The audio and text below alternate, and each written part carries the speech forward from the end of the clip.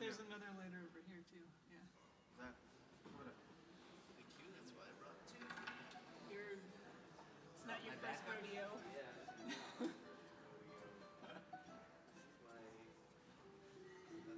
This is my 12th or so rodeo. Yeehaw. No. This is upstairs.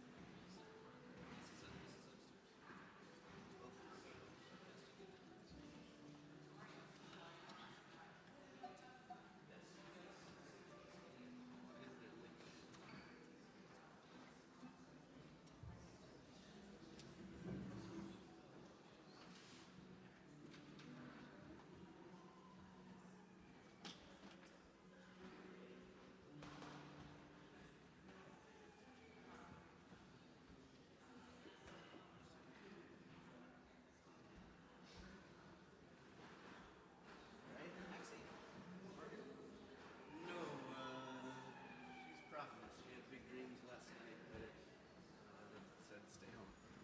She's home. She watches. Yeah, she's a vision.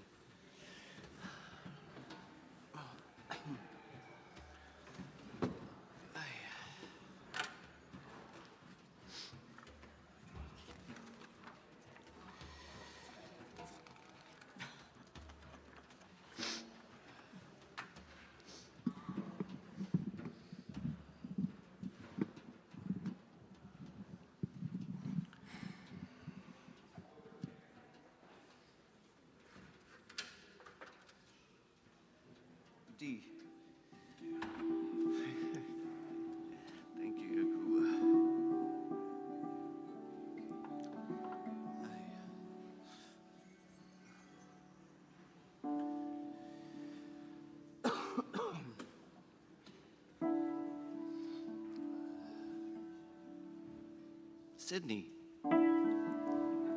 Sydney I got. Good morning, everyone. We're going to begin on page 3 with Modeh Ani.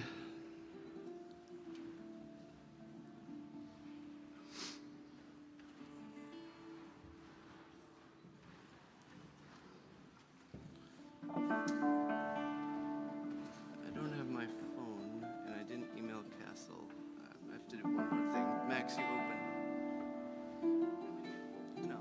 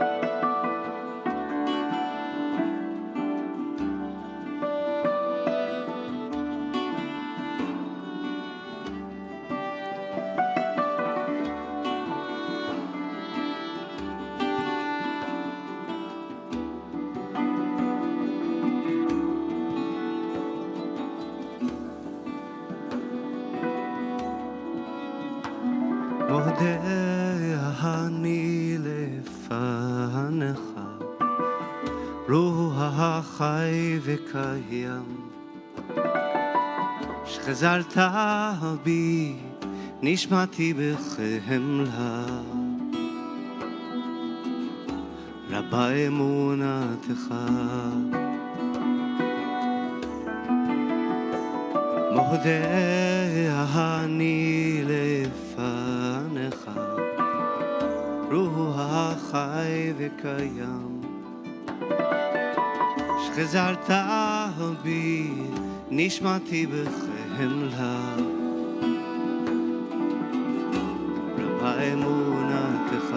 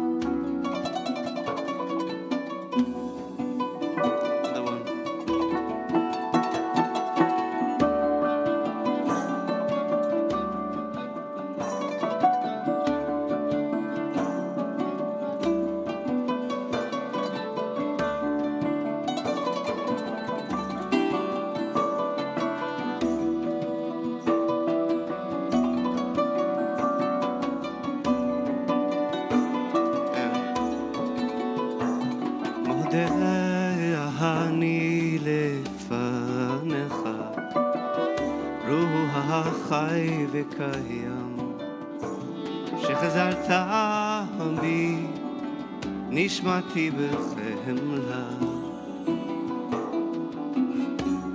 רבה אמונתך.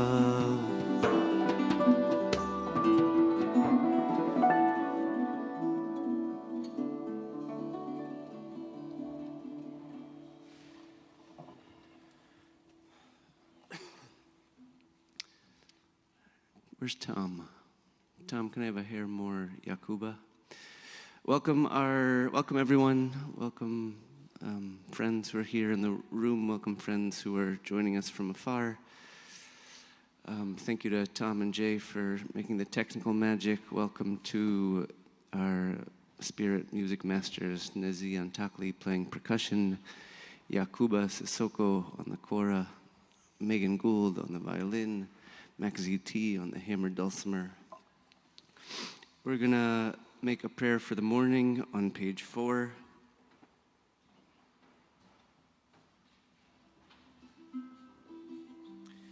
We're warming up. We're tuning the instruments, the world as Jews that we've known in the last many thousands of years is shattering in these last 2 years of what it means to be perpetrators of genocide. And so there's a soul breaking that's happening, and to be able to do that work fully, we have to be surrounded by a great degree of love, There has to be a profound degree of safety and love. And so the opening prayers are to make that in ourselves so that we can do the work of looking at the deep dark that is inside later in the service. Ashir O is page 4.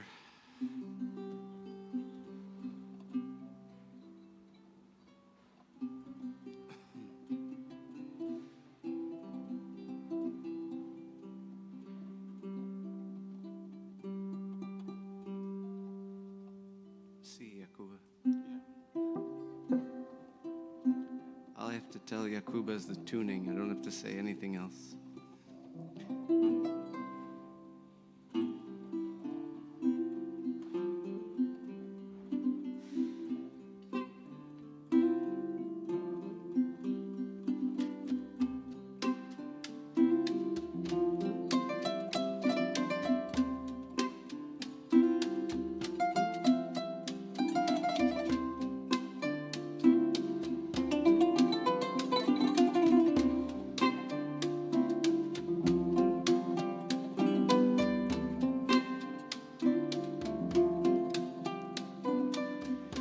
יום יום אדפוק דלתיו ויבוא אבוא למשכנותיו.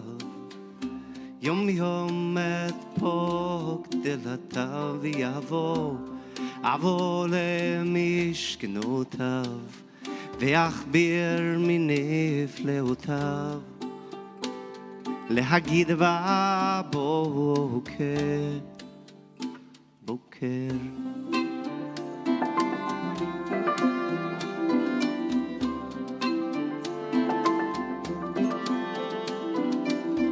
השיר עוזר לב חוקר והרענן לבוקר. It's the chorus. השיר עוזר לב חוקר והרענן לבוקר בוקר.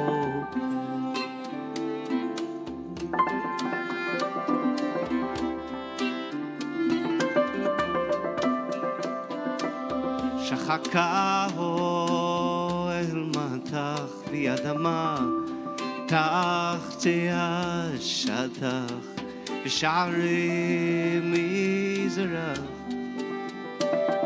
יפתח בבוקר בבוקר.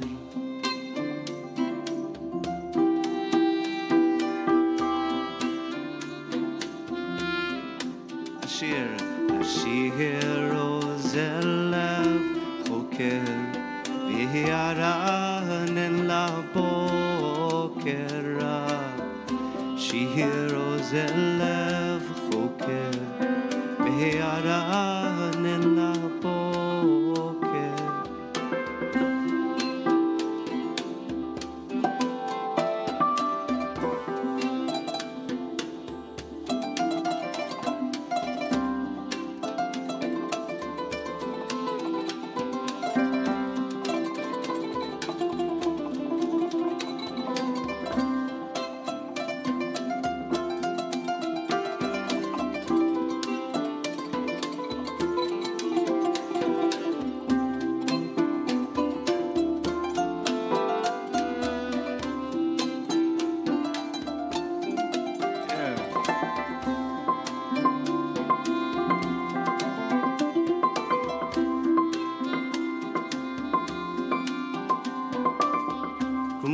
השיר בגרון יעלה לך לפני צורך הברון יחד כוכבי בוקר לילה תשיר הודו יומם יצב לך חסדו יחלוק לך מכבודו תעופך הבוקר.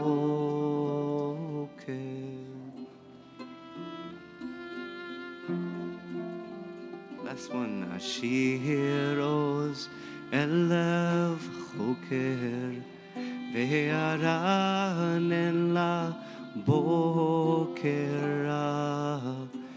שיר עוזר לב חוקר וירנן לבוקר בוקר.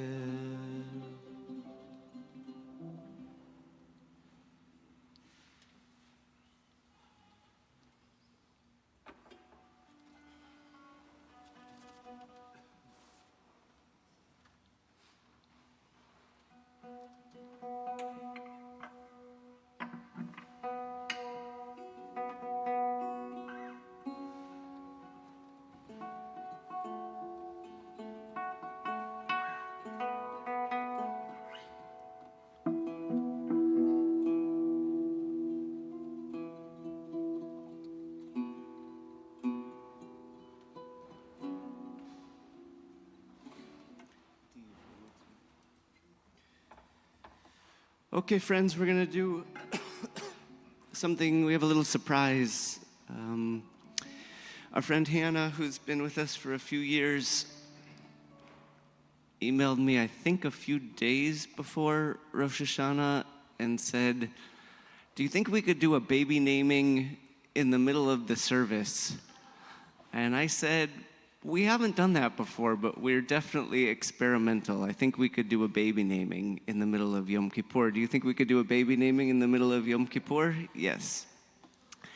And then I didn't hear from Hannah for a week, and I had a good feeling that a baby was coming, and a baby was born on Rosh Hashanah, a New Year baby, and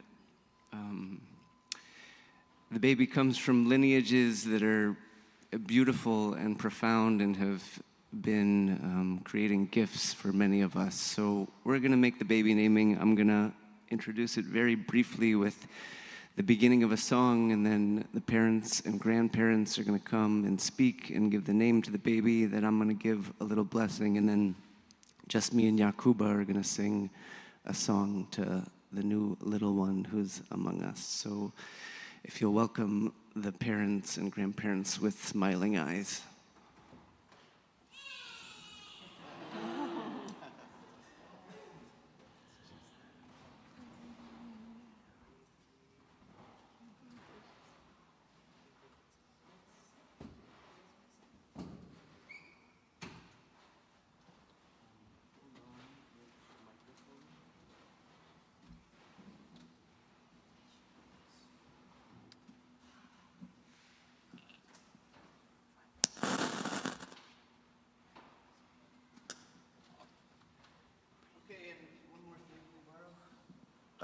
Usually you start a baby naming ceremony with a Kiddush cup. The Kiddush cup is empty. We've been feeding demons, so it's filled with demon nectar. So Baruch Atah, it's less scary than it sounds. It's the most nourishing. It's the most nourishing substance.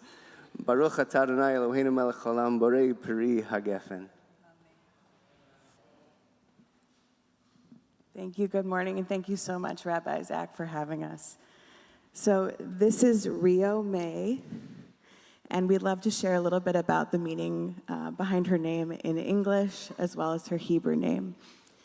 For her first name, Rio, my husband, Daniel, her father, grew up in the Dominican Republic and came to New York with his family for a chance at a better life when he was just 7 years old. Though those first years were difficult, Daniel has fond memories of playing in the river behind their house with his big brother Carlos in the DR. They would explore and catch fish. Shout out as well to the strong women who raised Daniel, including his mother Candida, and in her absence while traveling to America to set up a life for them, his special aunt Carmen. For her middle name, May, the M is for Monica, Hannah's maternal grandmother of blessed memory, who she had a special bond with. The A and the E in May is for Rio's grandmother, Ray, who she already has a strong bond with. Moreover, Ray, short for Rachel, was also the name of Grandma Ray's grandmother. Hannah's great-grandmother, and we are thinking as well today of Hannah's paternal grandmother, Judy, both of blessed memory. Okay. So Rio's Hebrew name is Nahar Menucha. Nahar is the Hebrew word for river or stream. We love the symbolism rivers carry, including that having a baby is teaching us to go with the flow.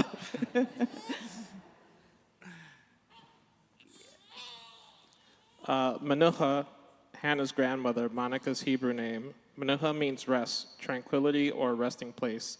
Together, Rio's Hebrew name translates to resting river.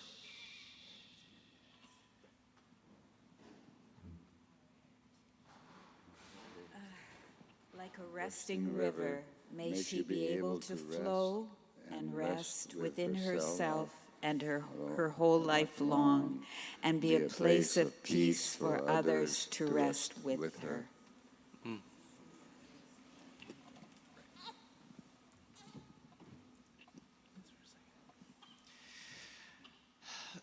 Hannah, Daniel, I was speaking to my daughters earlier this year, and I said to them, everybody has a river inside of them, and everybody's river is different.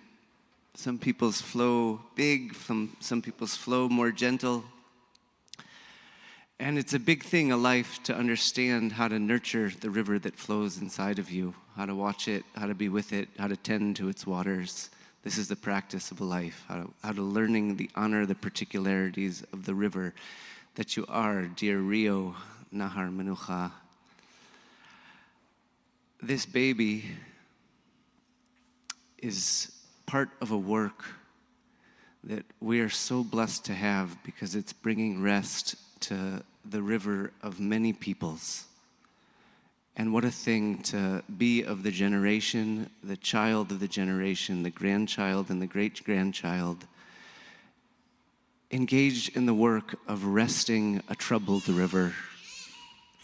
Our rivers have been so troubled, and may you go, Nahar Menucha, into the world and continue to bring rest to the rivers that are turbulent and afraid.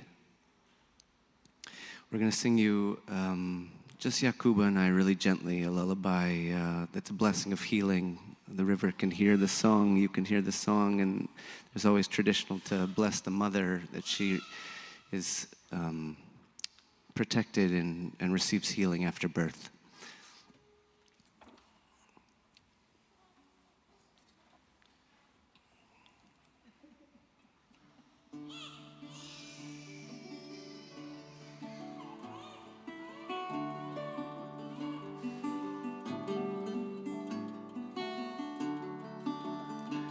Everybody, if you can take your hands and let's make this blessing for the baby together.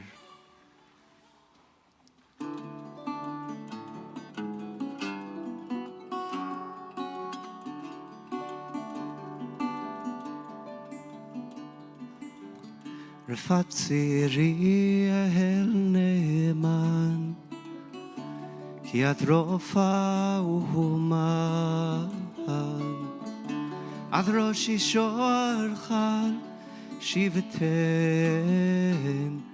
koach lenafshi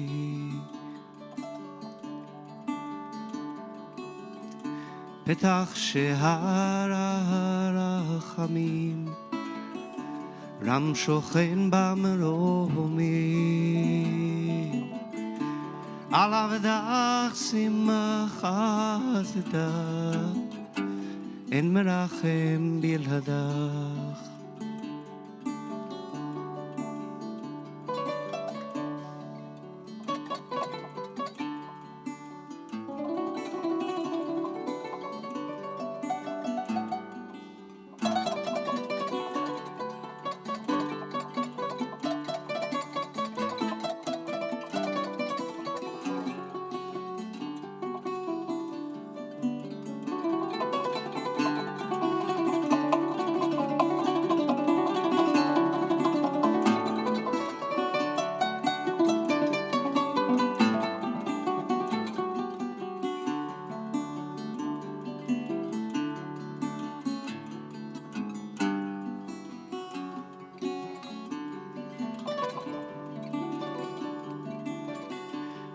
אלך ירצה תפילתי, חושה לעזרתי, במהרה דרור קרא לעם בן הגבירה.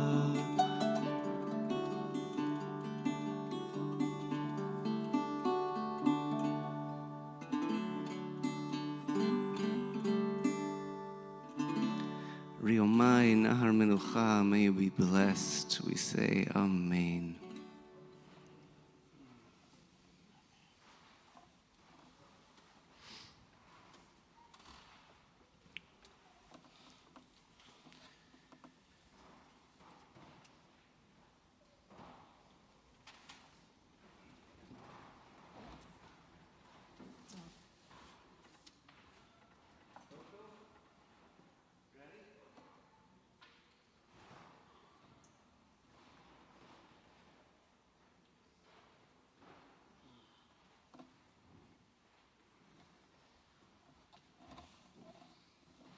Tom, maybe after Coco we can move the demon chairs.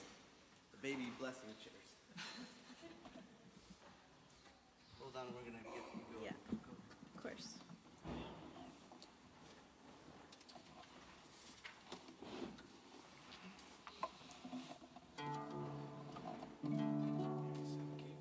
D. I guess the same, yeah? So in a moment, I'm going to lead you in a little bit of movement if everyone wants to stand up and find a place where they can move.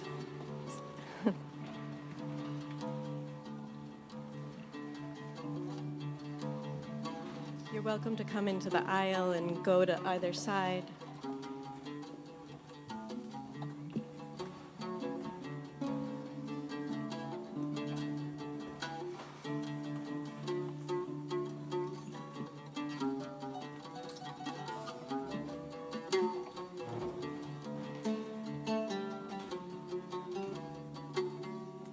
Here I am breathing. Here I am feeling the soles of my feet, crown of my head. No big deal. Let's start just a little bit of swaying, letting the arms drum the body on either side. If you want, you can breathe in through the nose and a gentle, audible breath out through the mouth.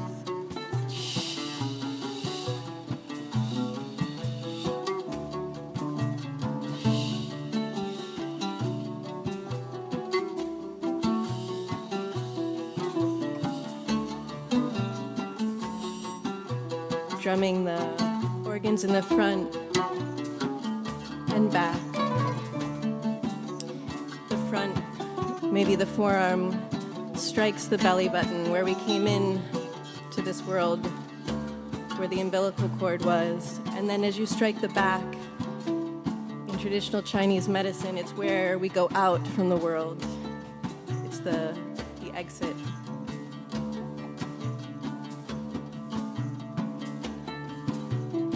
Let the drumming arms come up on either side of the lungs and the chest. And again, audible breath is welcome, in through the nose, out through the mouth.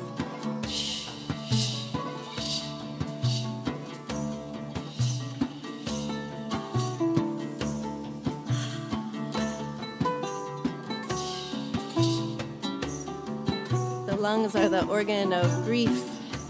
They are the most sensitive to temperature, hot, cold.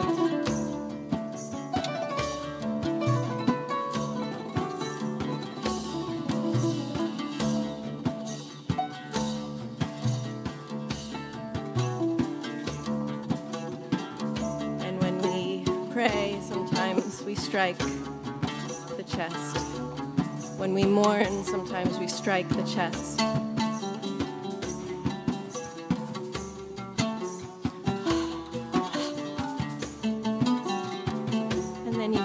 The arms, and let's just shake it out.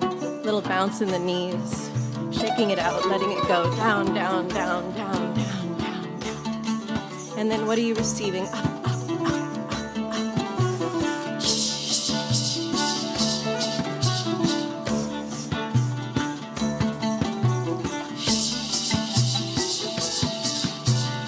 Shake it off, let it go. Shake it off, let it go. And then it's new. What are you receiving? Up, up, up, up, down, down, down, down, up, up, up, up, down, down, down, down.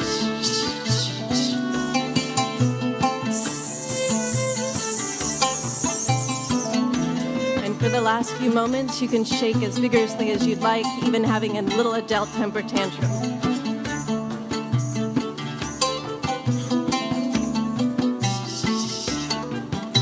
For 5, 4, 3, 2, 1, and pause. Bend your elbows, just hang your wrists, hang your arms, hang the flesh on the bone.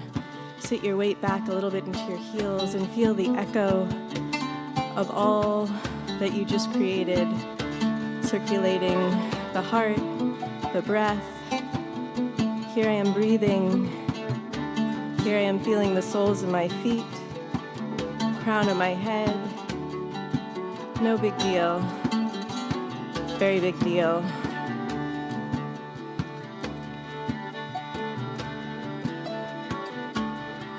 And we'll just end softly. Let arms and hands come down, and you spread them out at your hips like there's water there, maybe a river, scooping up the bowls of water and pouring the water over your head. A few more times like that, scooping up bowls of water and pouring the water over your head.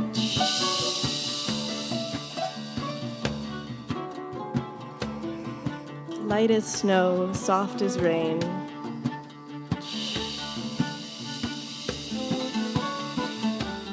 Last one.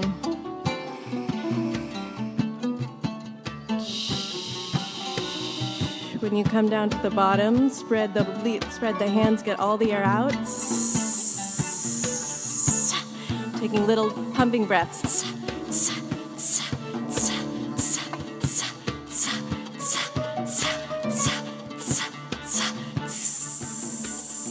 Get it out with a little cough.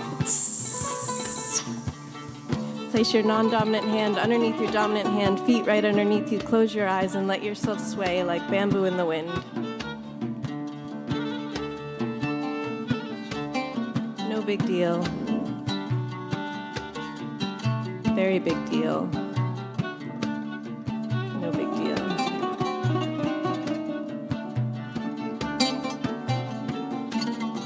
You can gently float the eyes open, coming back to the light and the room.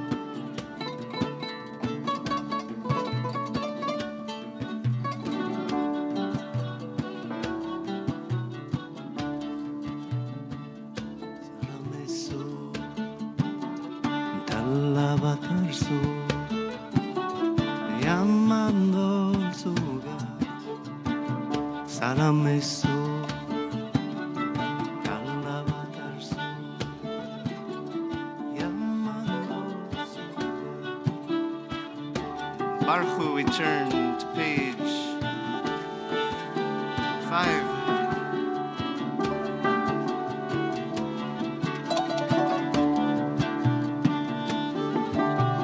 Baruch et Adonai, HaMevorach. Baruch Adonai, HaMevorach. Leolam.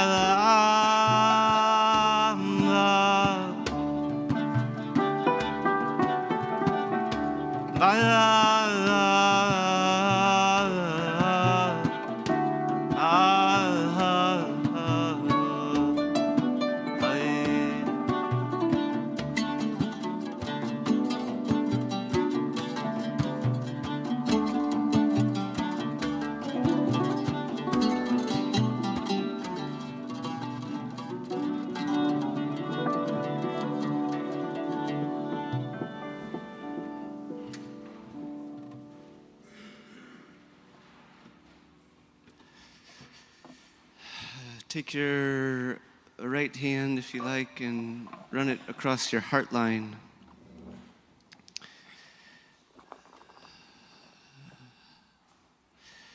The whole chest, There's gestures associated with the holiday of pounding on the heart to wake it up. We're looking for the gesture that your heart needs. Maybe it needs a rub. What's the gesture that your heart needs to be able to face and welcome a fear that has been sitting on the edge of the heart unwelcome? What gesture would help break the heart more? Thank you, Tom. With whichever finger you like, take one finger and press it to the heart and find a still small point.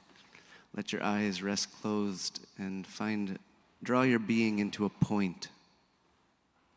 Let your being dissipate.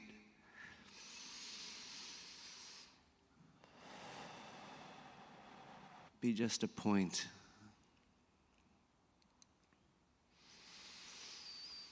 Nikuda pnimit, the inner point of truth. Sometimes the roots get disentangled from the soil, and it's our job to take that point as if it's a seed, as if it's a newborn, and plant it back into the soil. Soil that's nourishing, soil that knows every child is our child.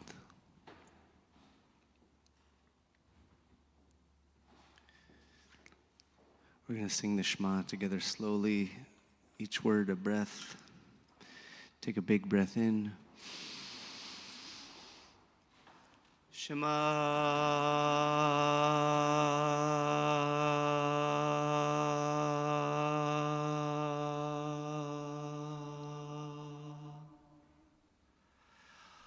Yisrael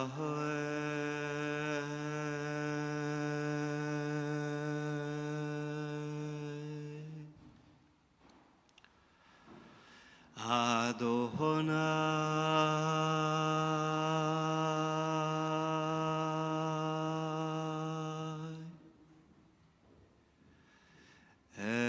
Eloheinu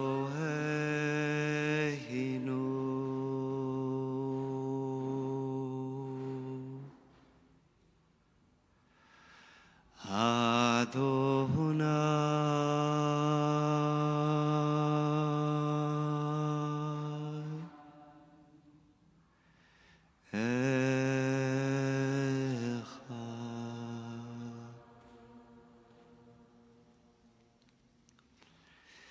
ואהבת את אדוני אלוהיך בכל לבבך ובכל נפשך ובכל מאודיך, והיו הדברים האלה אשר אנוכי מצווך היום על לבביך, ושיננתם לבניך ודיברת בם בשבתך בביתך ובלכתך בדרך ובשוכבך ובקומך, ושרתם לאות על ידיך והיו לטוטפות בין עיניך, וכתבתם על מזוזות ביתך ובישעריך.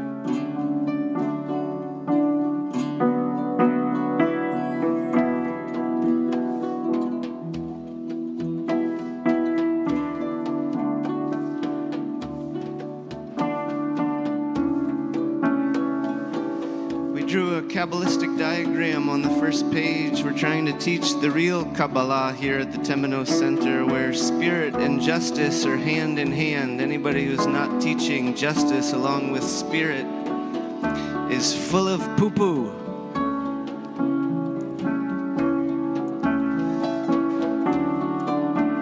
We called this year the Book of Fear because we came to understand that fear was taboo. We weren't welcoming our fears, and when you don't welcome your fears, they become evil.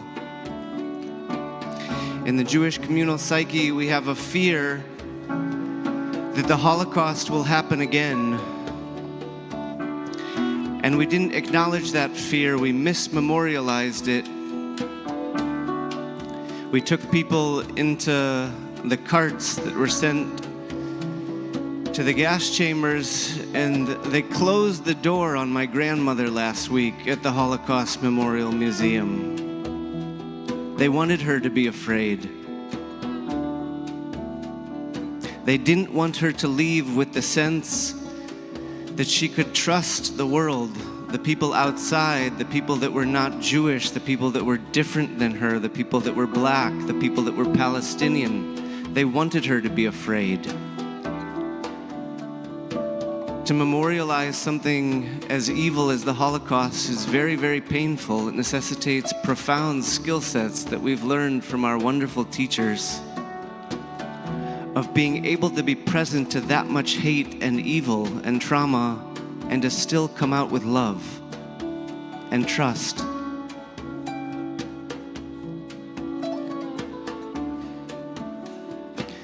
The Kabbalistic diagram gives two hands. In the right hand is love. Call all the people that love you the best, that taught you to not be afraid.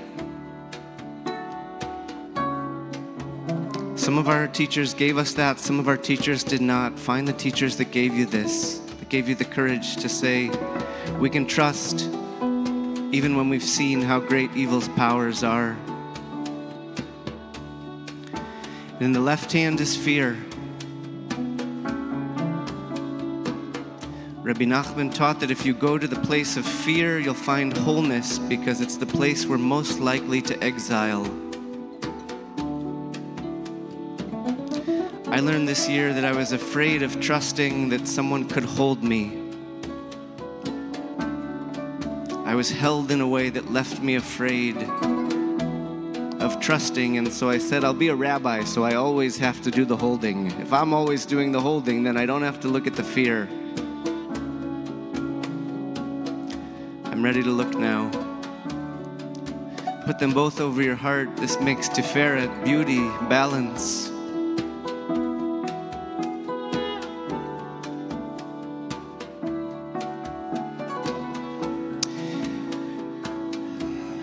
Not facing the fear that Holocaust was going to happen again caused us to create Holocaust.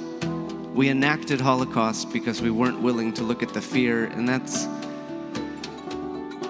a realization that has exploded my body. And I stopped at the edge of a breakdown that I wasn't yet ready to enter because I was scared of not making it out okay on the other side. So we have to do this work together. We need a whole community to be able to create the nectar that could feed the demon of Jewish fear. It told me it wanted safety, not real safety. It has real safety. It needed psychic safety. Could we feed that demon of our people safety so that it doesn't have to enact Holocaust on other people?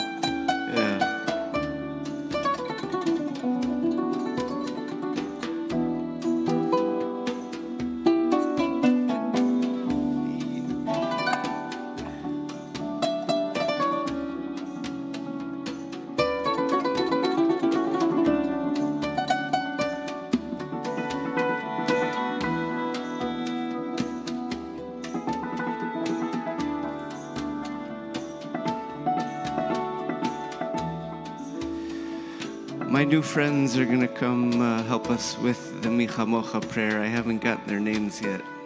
We're going to close this one. Thank you guys for holding me. Micha Mocha is on page 8. Megan's going to open with the Takasim and Makam Ajam.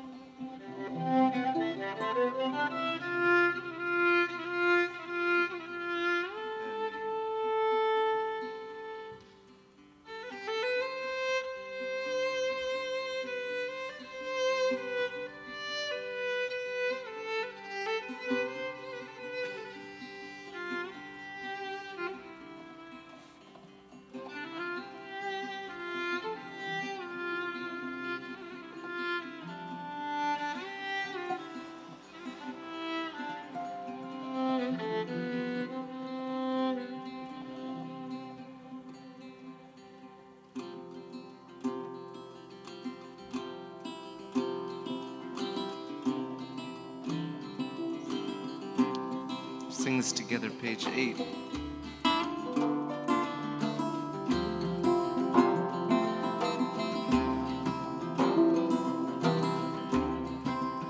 Micha Mocha Ba'elim Adonai Micha Mocha Nedar B'Kodesh Nora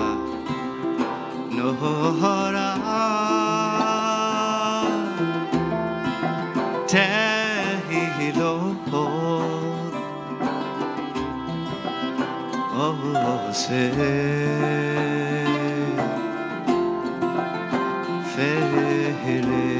Feres Malechutecha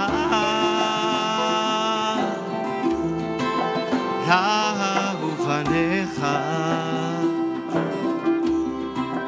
Bokei Hayama Lifnei Moshe Ze'eli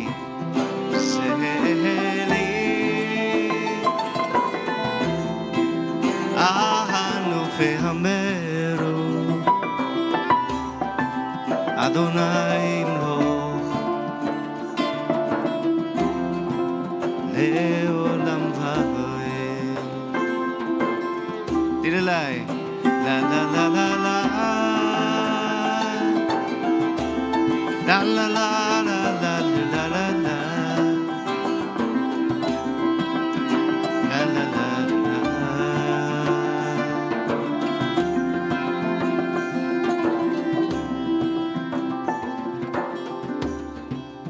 Close to the mic. Offering by Sophie Strand. Into the river I throw a handful of yellow light, some acorns. I throw what is left of the willow when I close my eyes, green shine, the fawn's head surfacing through ferns, dappled, strawberry of forest sunrise. I throw what I would keep, but cannot in a body save. What is priceless is for the waters, my mother's hands, the corner of sky that anchors the rainbow, the old dog, the hurricane and its hollow heart, the arrow of cloud that cuts colored cords, releases each ribbon back into sheer overflow. I think that is the sweetness I want, the one that uses me to launch and not to stay, the treasure that refuses to be swallowed, but demands to be sung, to be flung, handful after handful fed into the open mouth that utters riverine syllable after syllable, the secret names of our days.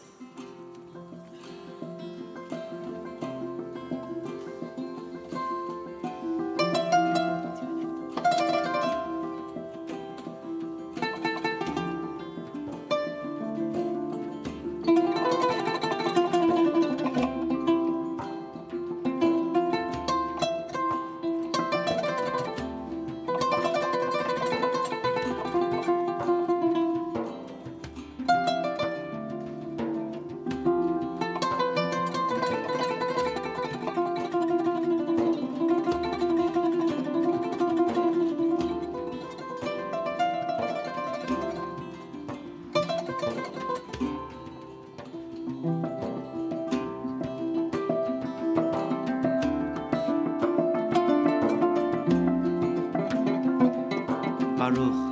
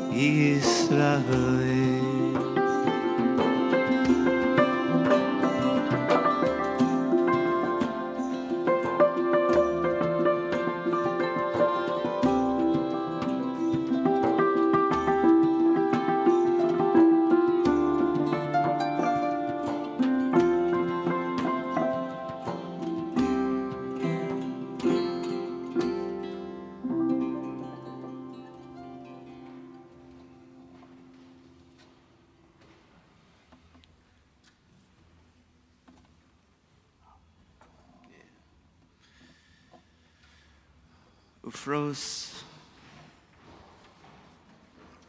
on page 9, we're going to welcome our friend Jess.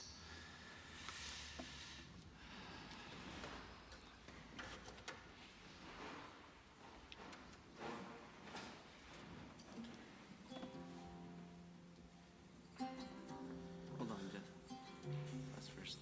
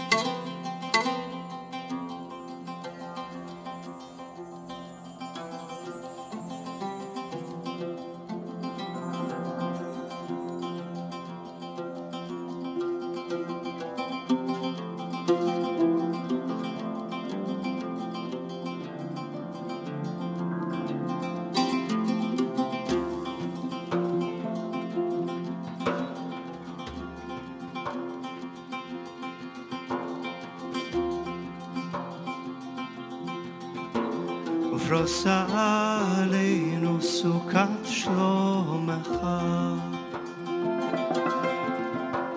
ותקננו בעצה טובה מלפניך והושיע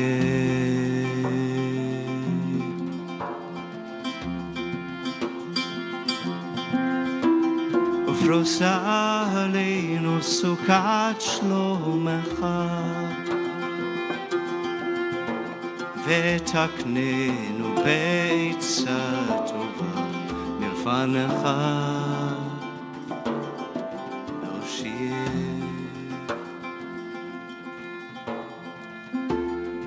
War for Words, James Stone Goodman. In our search for symmetry, we sacrifice truth, also symmetry. The convenient ideas are the ones that rise. It's easier not to think. Caricature assumes symmetry where there is none, the victim-oppressor's simplism. Look closely at an olive tree. Truth has that kind of symmetry. If we can draw an olive tree, we will understand more. We are all aggressors, we are all bullying. A ceasefire of the brain would be good, a sitting down to listen, then talk. Listen first, then talk. Think through and over and around now. Stop thinking and start somewhere you have never been. Learn something new. what we call our minds, generally convinced by diminished sources, easy to fool, vigil, waiting.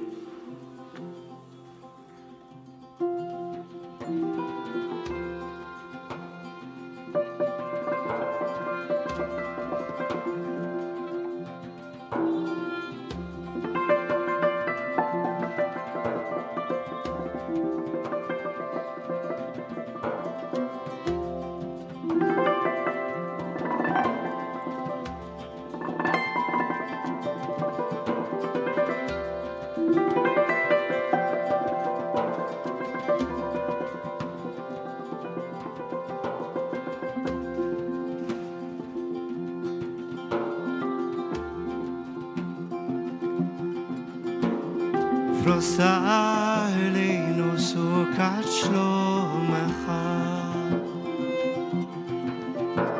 ותקננו בעצה טובה מלפניך להושיע.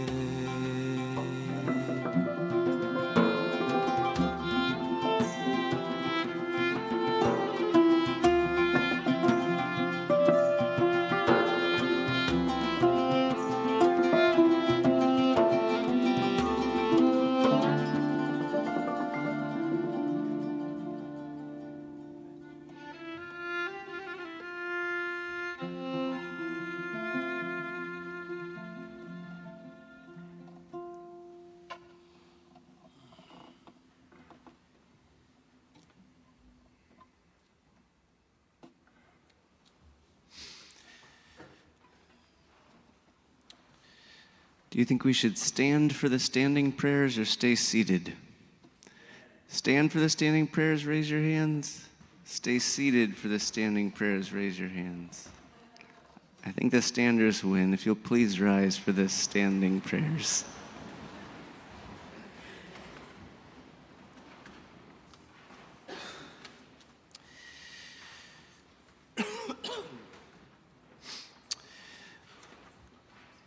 One of the central pieces of the liturgy for Rosh Hashanah Yom Kippur is the Unetana Tokef, made famous by Leonard Cohen's Who Shall Live, Who Shall Die, Who by Fire, Who by Water.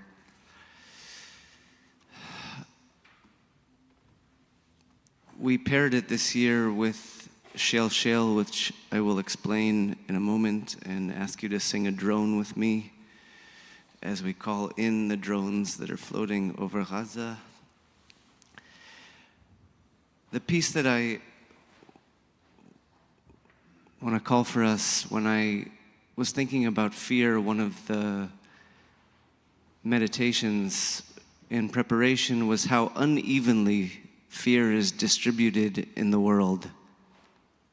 There's a beautiful midrash of the angels going out over the lands and sprinkling the measures of each thing that gets sprinkled in the lands, and it's an incredibly racist text, one of the texts that I skipped over because I didn't think we needed to look at it. It says, Jerusalem gets 9 measures of beauty and everybody else gets 1, and Jerusalem gets 9 measures of wisdom and everybody else gets 1, and the Babylonians, they get extra measures of violence, and the Romans get extra measures of da-da-da-da.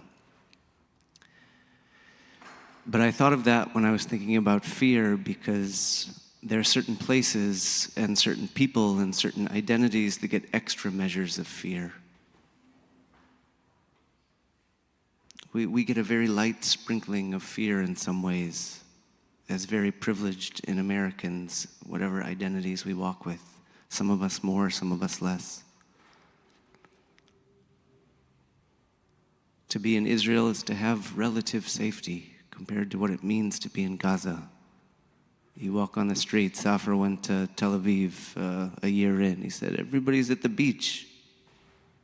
They're having lunch at the cafes. As if it's... Fear is unequally distributed. The privilege of fearlessness. And so to have privilege really means to have the privilege to not have to carry fear in your body in a way that other people who don't have that privilege have more of. And part of what we're committed to is creating a world where the privilege of fearlessness is evenly distributed. We're going to sing Shel Shel in place of the Unatana Tokef. You're more than welcome to read and pray the Unatana Tokef on page 12 while we sing Shel Shel. There's a song that's been taken as an anthem for all those fighting for Palestinian liberation that we know is in the interests of all people who want freedom all over the world, wherever they are. Ahmed Abu Amsa is a beautiful clown and teacher and musician who is creating little pockets of very measured safety for children that happen to be in his midst. He gathers them in a circle and he teaches them music and song. And drones are flying overhead armed with guns and weapons, and the drones make a horrifically incessant noise. Bzzz, that inculcates fear in the bodies of all of the people that are beneath that drone. And to get the noise out of the children's ears just for a few moments, he said, let's sing to the same key as the drone. We call this music also a drone. I need like 6 notes to be able to hear the one note.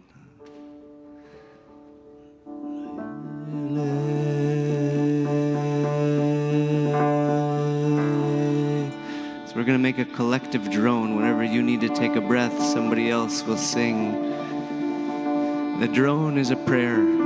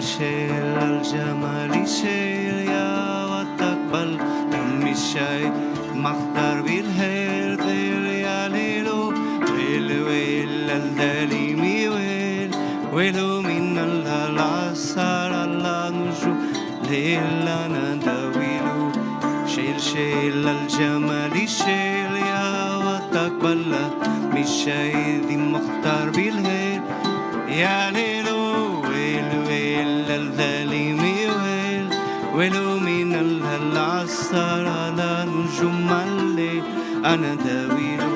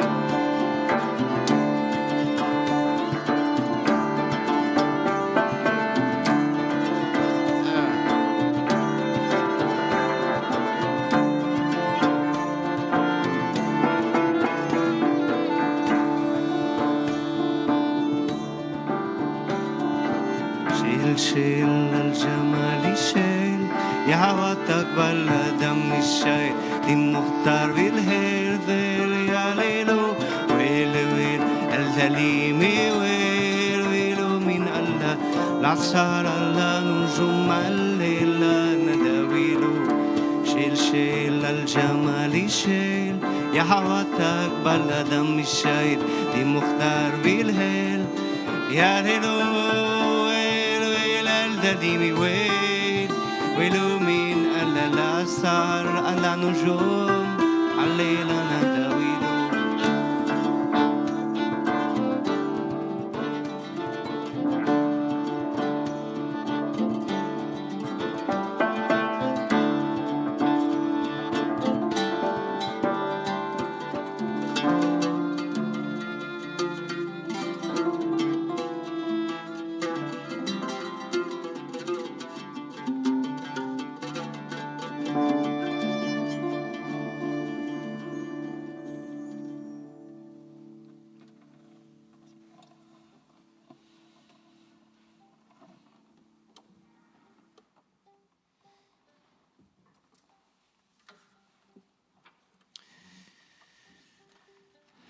The Ashamnu is on page 16.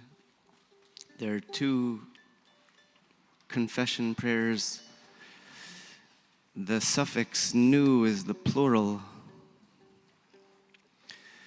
For we did this, we committed genocide, we starved, we made apartheid, we allowed apartheid to exist. We tore olive trees. We watched. We didn't make enough noise. We were complicit. Ashamnu 1:16, with the gesture that your heart needs, and we'll follow it with Al-Khait, where we'll read communal sins that we have written ourselves.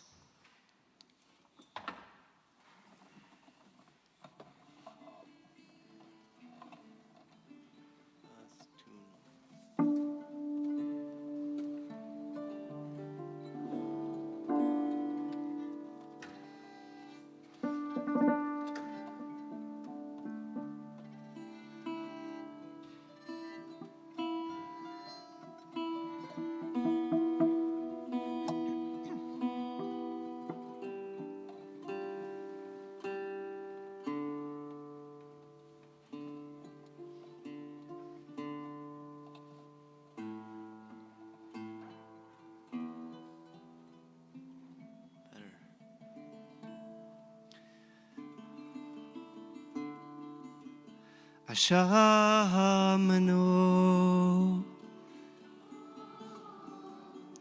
Bagadenu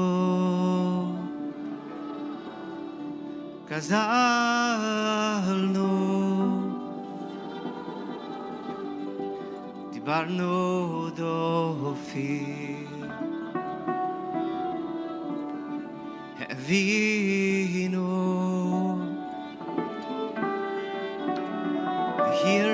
Shano Zadno Hamasno Tafalno Sheker Lay lay lay lay ya la la la la la la la la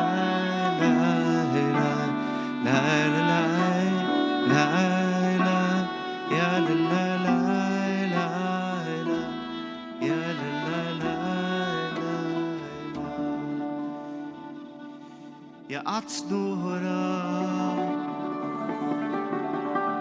Kizavno Latsno Maradno Niatsno Sararno Avino Ashano Sarano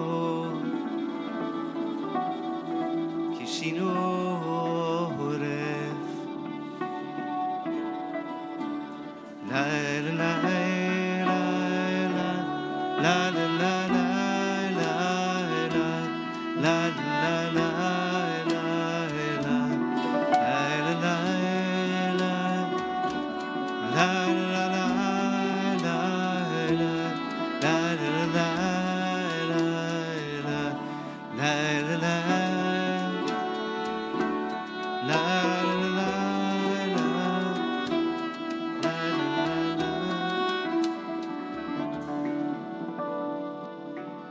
Rashanu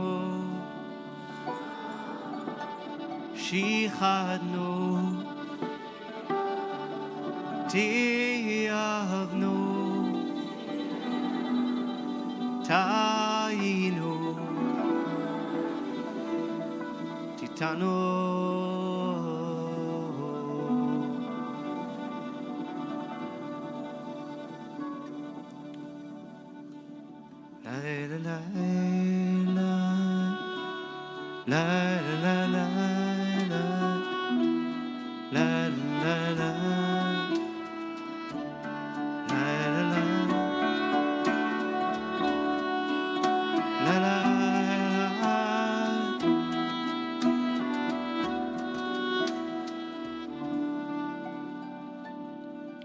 There's a beautiful teaching, I don't remember the source, that the sins get inscribed on our bones. The letters of the sin get inscribed on the bones. And in the act of the prayer, the letters are rearranged and they lift and fly off and the body doesn't carry it anymore. But you have to say the word. If you don't say the word, it doesn't work. We're going to make the Al-Khayt on 18. It's my honor to invite Castle and Jade to help us with the prayer. These ones were composed by Temenos members in the couple of days before Yom Kippur.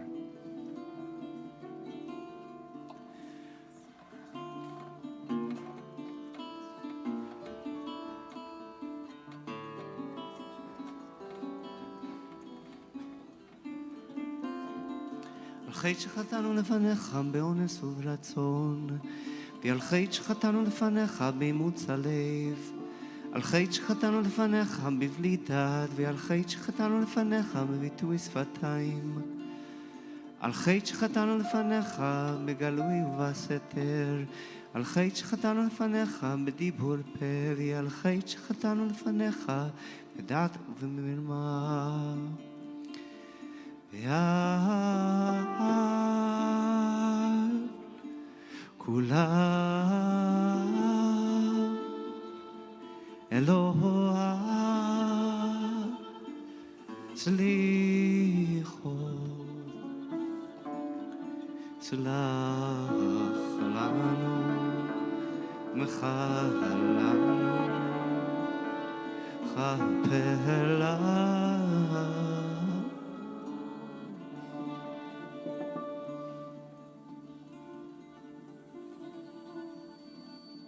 For the sin of looking away, not speaking up, for the sin of speaking promises without follow-through.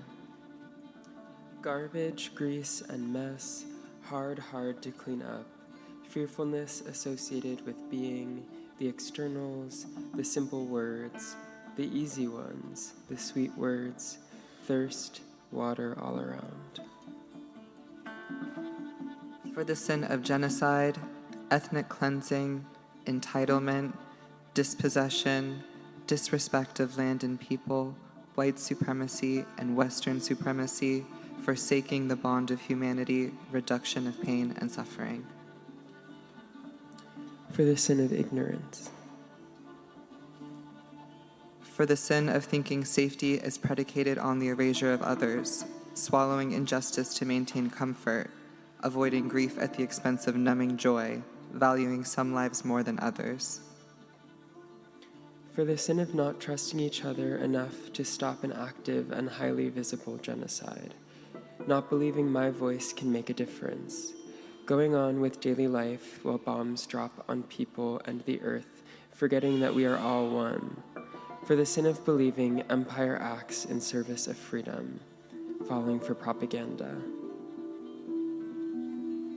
Tribalism, judgment, not questioning, not speaking out, not listening, not learning, condescension, superiority, superficiality, self-righteousness, self-importance, selfishness, not letting go, greed, grievance, resentment, mistrust, bad faith, harm, vanity, fundamentalism, avoidance, waste, hair pulling, finger wagging, not being kind. For the sin of not listening with our hearts, internalized oppression, making excuses, avoiding conflict, not holding ourselves accountable, not holding others accountable. For the sin of waiting for horror before reimagining what has been and what could be, giving more to counting and accumulating rather than to magic, a memory factory that made us believe we could never be monsters. Insisting on closeness only in collapse and rot in joy, not in joy. Letting our elders age in loneliness, seeing ourselves only capable of the last century and not the one in formation. Rushing, overthinking, and judging as core muscles. Expertise in reason and words, but not in music and rhythm. Cultivating towards perfection and not adaptation. For the sin of ignoring my body, staying silent, isolating, thinking I'm alone, numbing out, responding too quickly, not believing my instincts. For the sin of cyclone fences and barbed wires, walls, checkpoints on every corner, different roads for different people, uprooting trees that other people planted, stealing donkeys, cutting electric wires, expelling people from their homes, bombing hospitals, schools, cities, and homes, refusing recognition, using food as a weapon, using water as a weapon, using law as a weapon, using weapons.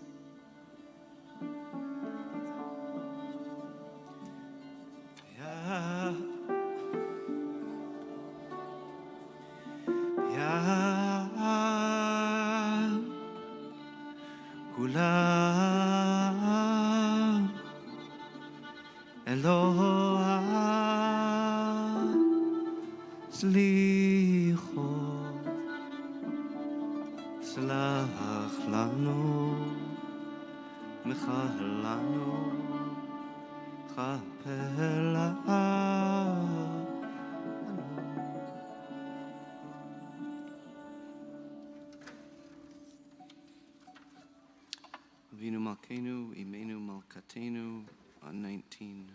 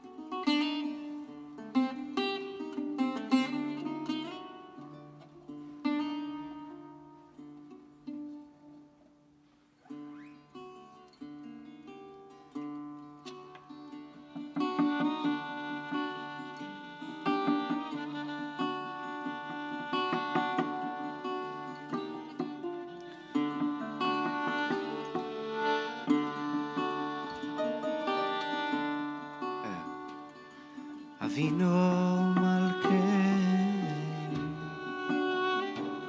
Chanenu Vane,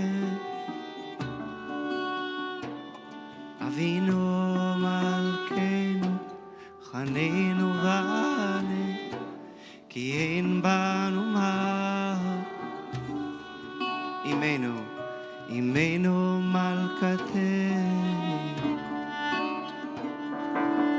חננו ועננו, אמנו מלכתנו, חננו ועננו, כי אין בנו מעשי. עשה עמנו צדקה וחסד, עשה עמנו צדקה וחסד, והושיע אבינו מלכנו, חננו ועננו, אבינו מלכנו, חננו ועננו, כי אין בנו אמנו, אמנו מלכתנו, חננו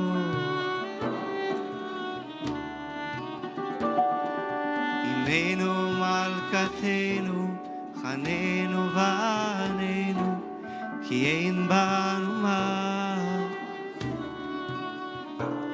עשה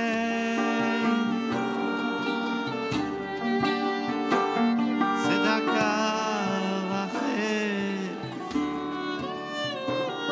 עשה עמנו צדקה וחסד, והושיע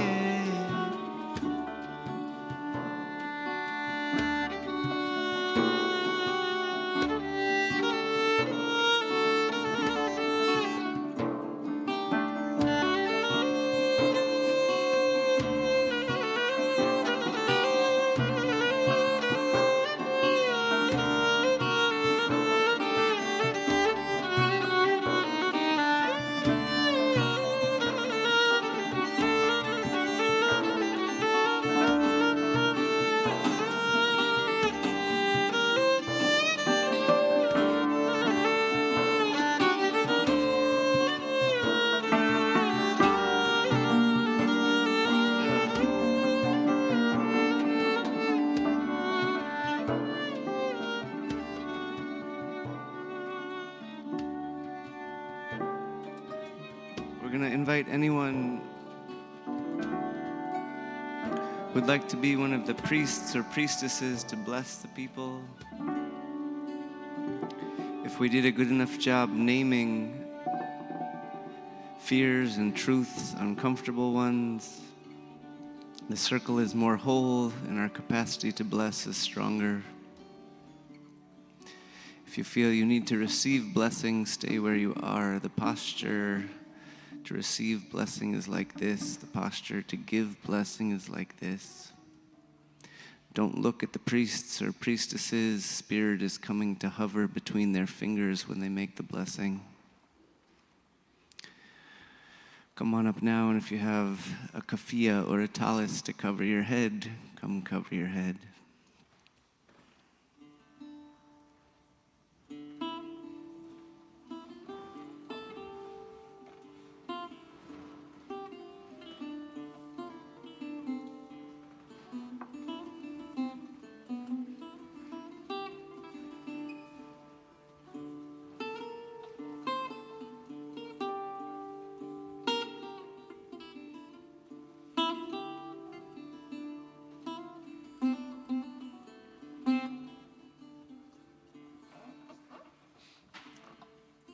Thanks, Seth.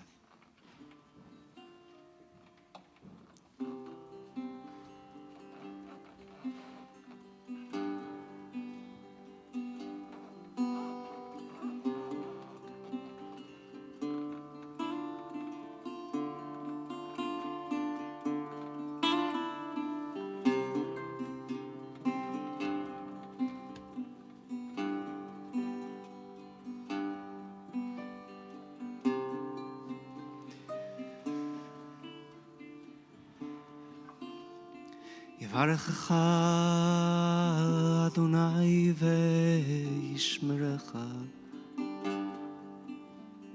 יאר אדוני פניו אליך vichuneka. Yisa Adonai panav elecha v'yasem lecha shalom. V'yasem lecha shalom. Yevarechecha Adonai ve'yishmerecha. Ya'er Adonai panav elecha v'chuneka. Yisa Adonai panav elecha v'yasem lecha shalom. V'yasem lecha shalom.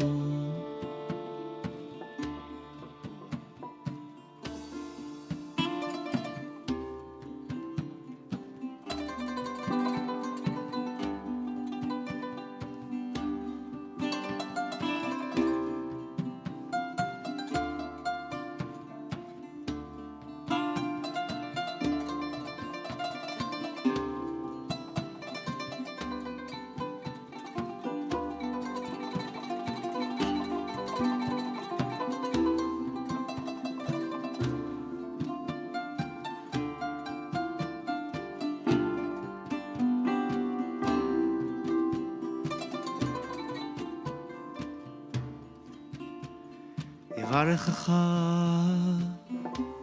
Adonai ve'yishmerecha. Ya'er Adonai panav elecha v'chuneka.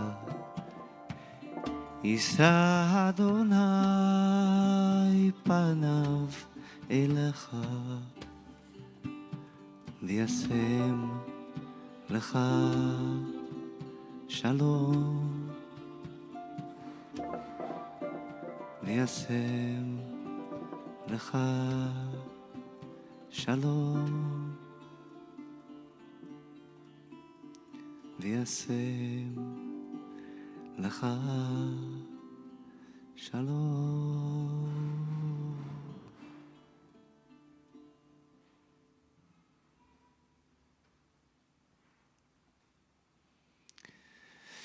Thank you, priestesses.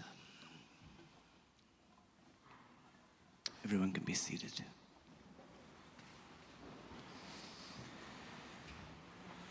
Okay, musician break.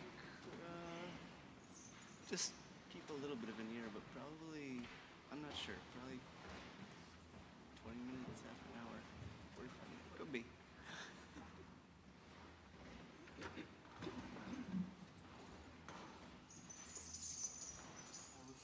Yeah. Free, Yakuba. 15, 20.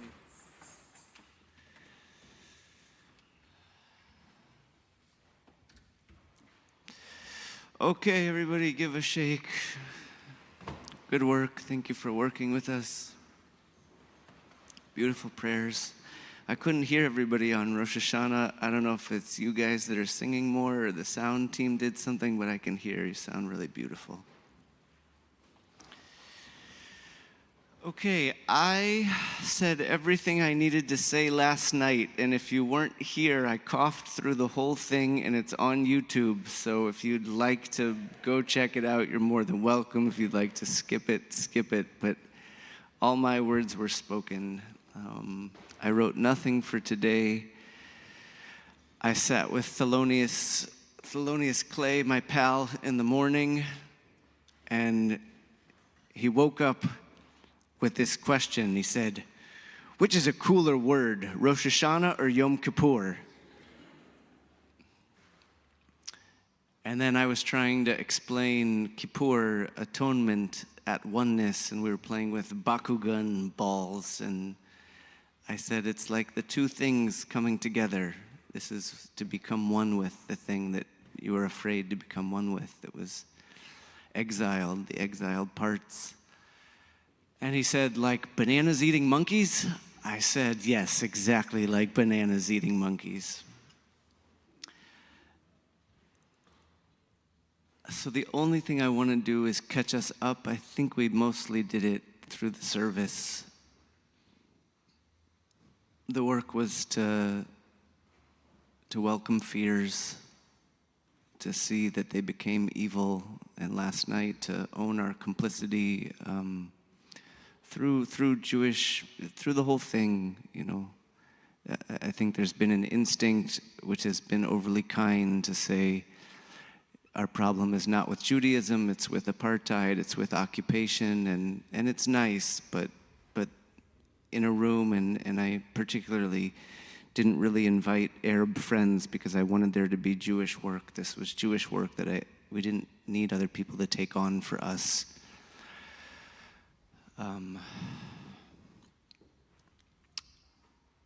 So that's where we are. I think we're good. So here's what's going to happen. We are going to hear from our friend Dr. Kimberly George, who's a scholar of feminism, and she's pulled some wonderful material from us on fear and grief from 80s and 90s feminists. We're going to hear from our friend also Dr. Sonia Postman-Tier, who took a trip to Palestine and the West Bank just a few months ago. And then I think, if you're up for it, we're going to do Quaker-style meeting, which was a tradition of ours at the New Shul years ago, where the microphone is open, and if you'd be willing to share just 60 seconds of any of the fears and demons that you've been wrestling and working with over the course of the holidays, then that becomes an offering. And even if you didn't do any of the homework until just now, and you have something that you think might be a gift to someone else in the room, that would be great. When Dr. George and when Vivian and when a lot of people sent me their materials, the only note that I gave, I would always say, your material is perfect. What I've learned from my beloved Zivar, who probably learned it from a wonderful teacher, was that that intimacy and vulnerability is really the teaching of the next generation, and whatever the fear or the thing that you want to share is if you bring it vulnerably, that's the teaching. If you do it covered up, it's less of a gift to everybody else. So I ask that if you come and you want to share something, it's from a place of being able to trust this beautiful group and welcome them and make the offering. So I think Sonia first, and then Dr. George, and then Quaker meeting. Okay, everybody okay? I told myself I made way too many jokes on the Rosh Hashanah under genocide, and I would not do so on Yom Kippur, so I'm trying to keep the jokes to a bare minimum. I think I'm gonna leave. Can I leave? Not like the whole thing, but like I'm gonna go trade seats with you. Bye, see ya. See. Hi. Yeah, Zach asked me to talk a little bit about a short trip I took to Palestine. Is my microphone wrong? Your microphone is long. I've come to learn in my years of being a rabbi, and so we're going to do a microphone lesson for everybody at Temenos, because one day we want you to be up here, maybe even in a few minutes. Tom's giving this, so thank you, Tom. So the microphones, you need to be like right here. You can almost be a little too close. Some microphones, like my microphone, I could be like that. You should be like an inch or two, 3 inches. But not here, not here, not here, not here. Direct. It's a directional microphone. And we want to hear all of your words. How's this? Yeah? Okay. Zach asked me to talk a little bit about a short trip I took to Palestine this summer. And I wrote something down. It took me a long time.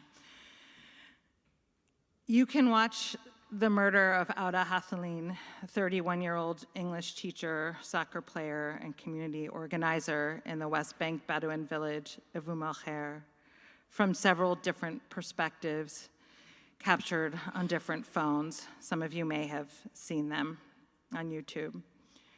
There's a close-up view of the murderer, a well-known settler terrorist named Yinon Levy, waving his gun erratically and shooting.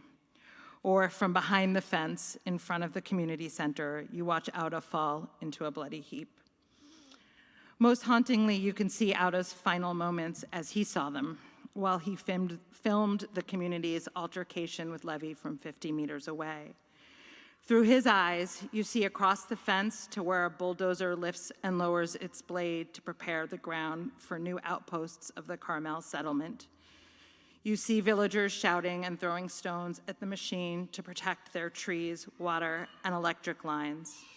Levy faces them, and suddenly he turns his head sharply to look into your eyes, the camera's eyes, Auda's eyes, and points his gun in that same direction. You hear a pop, the screen goes blurry, then dark. Auda moans as the camera keeps rolling. The video Auda took on his phone was released by the Israeli human rights group at Salem 2 weeks later, on August 10th, which happened to be the same day I arrived in Jerusalem as part of a solidarity delegation of faculty from 3 universities. Omar, the director of the Christian Liberation Theology Group organizing our tour, tells us Auda was his close friend. We would have met him if he were still alive. By the time we visit Al-Khair a few days later, I still have not brought myself to watch him die. We are in Al-Khair to witness a particularly intense example of the dispossession and ethnic cleansing taking place throughout the West Bank. Sometimes international visitors provide a slight buffer against the settlers' violence. Activists call it protective presence, although clearly that was not the case on the day that Auda was murdered. At first, we sit on the concrete slab deck of the Al-Khair Community Center, learning from Auda's brother Khalil about the village efforts to sustain community art, education, and survival under occupation. Khalil points out the electric wires routed around the village to settlers' chicken farms, shows us where a water line was cut to make room for a settler road. We hear the story of Auda's death and see the ground where he fell still stained with blood. The bulldozer is there, outside the gates. And before long, strangely, we found ourselves as a group of women or women-identified people without Omar in Auda's family home, paying condolences to his mother and drinking tiny paper cups of coffee with his wife, sisters-in-law, mother-in-law, children, and other visitors. It is cool and dark inside the stone building, which is a relief. Auda's wife, Hanadi, has a warmth and ease about her, even with strangers, even in the midst of her grief. At some point, someone puts a tiny new baby in my arms, Hanadi's niece. I play peekaboo with Kenan, Hanadi, and Auda's 6-month-old. Mohammed, the 3-year-old Auda had been carrying when he was killed, tries to pour me tea, then hugs my shoulders. Watan, the oldest, comes in from the other room with a red and white keffiyeh wrapped playfully around his head, and we all ooh and ah over him. Warplanes fly overhead. We can hear them on their way to Gaza, and we shudder. My friend Alex from the delegation has a way of asking Hanadi all the right questions. What did you love the most about Auda? He loved people so much. He wanted to be everyone's friend. Was he funny? Did you travel together? Her face lit up, a picture on her phone of Auda writing her name in the sand on a beach. How are the children doing? Pointing to Muhammad. He cries out for him at night. What was the funeral like? The Israelis would not release his body for days. A floating grief like Coco talked about last night. We, the women of the village, went on hunger strike until his body was returned. I had no choice. I'm trying to understand something about Hanadi's fearlessness, what it takes to continue when your husband was taken for you. The day I am sitting with her, August 13th, happened to be my 25th wedding anniversary with Jess. I made a mental note to call him later when it was daytime in the US. I think about this young woman starving in her grief. We know the discipline of a one-day fast, hard enough, but can't fathom the fearlessness of hunger strike while mourning. Do you have hope? Alec asks. Auda was my hope, but yes, I have no choice, Hanadi answers. All the women did it together. We brought him home. We are with the women and children for hours. When we emerge into the bright heat and return to where the men sit, Omar asks, "How was it, paying your condolences?" "It was wonderful," we say. "We played with the children." He scrunches his brow, a little confused, as if we have missed the memo about grief.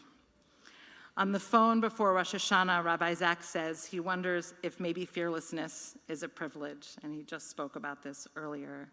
I think I know what kind of privileged fearlessness he means. I've seen it often in white men who confront authority with great ease because they have little risk. Think Brad Lander facing off against ICE in 26 Federal Plaza to create a vital form of protective presence for those more vulnerable, while also testing and stretching the limits of his own power.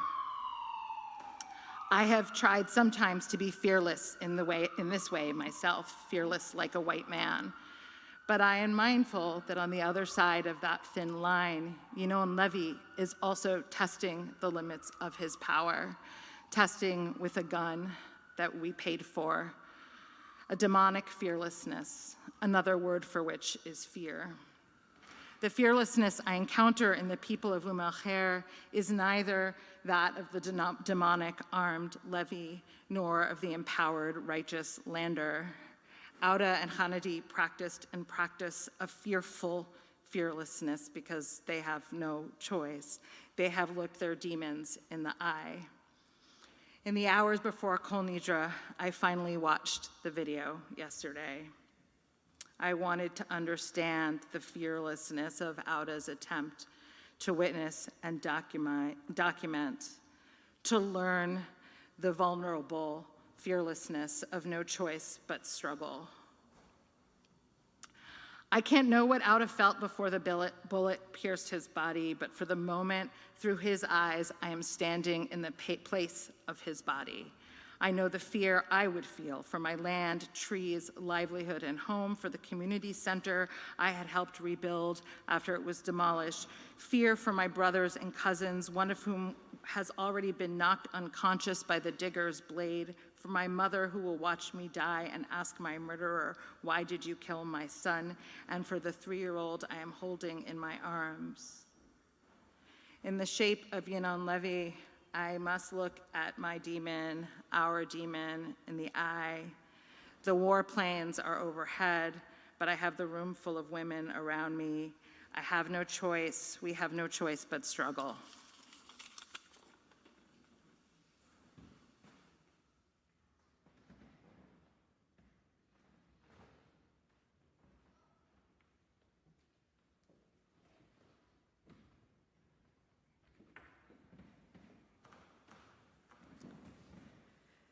Thank you, Sona. How's the sound? Good. Can I say one thing? Mm-hmm. There's a gift of the eyes. You can go in between being in your own little world, and then when you're looking at the person speaking, it's a gift to give them your eyes. So when you have the energy to give the gift of your eyes, give the gift.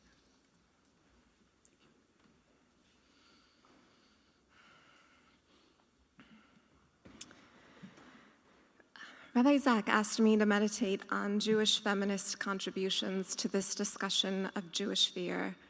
And one core value, one starting point of any feminist analysis is reckoning with where we are positioned in the story we are telling. So I need to first position myself. I'm a scholar of feminist history. I'm passionate about holding and speaking the memories of feminist writers and prophets. This is what I've devoted my life to. I also come from Catholic traditions that were historically rooted in the oppression of Jews and thus responsible for centuries of Jewish fear and trauma.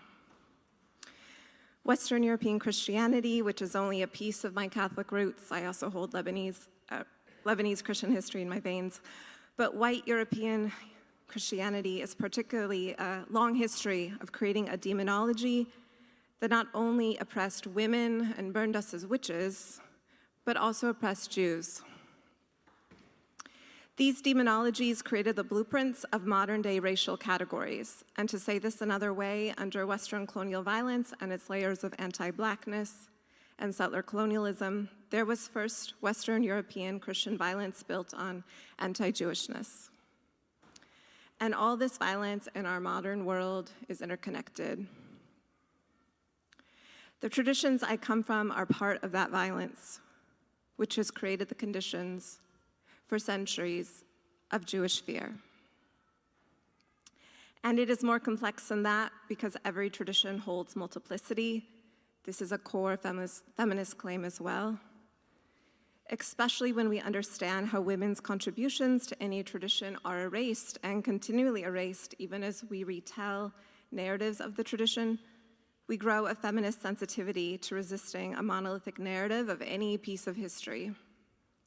For example, we must also position this conversation on fear outside Europe as the default center. And when we do so, other realities emerge.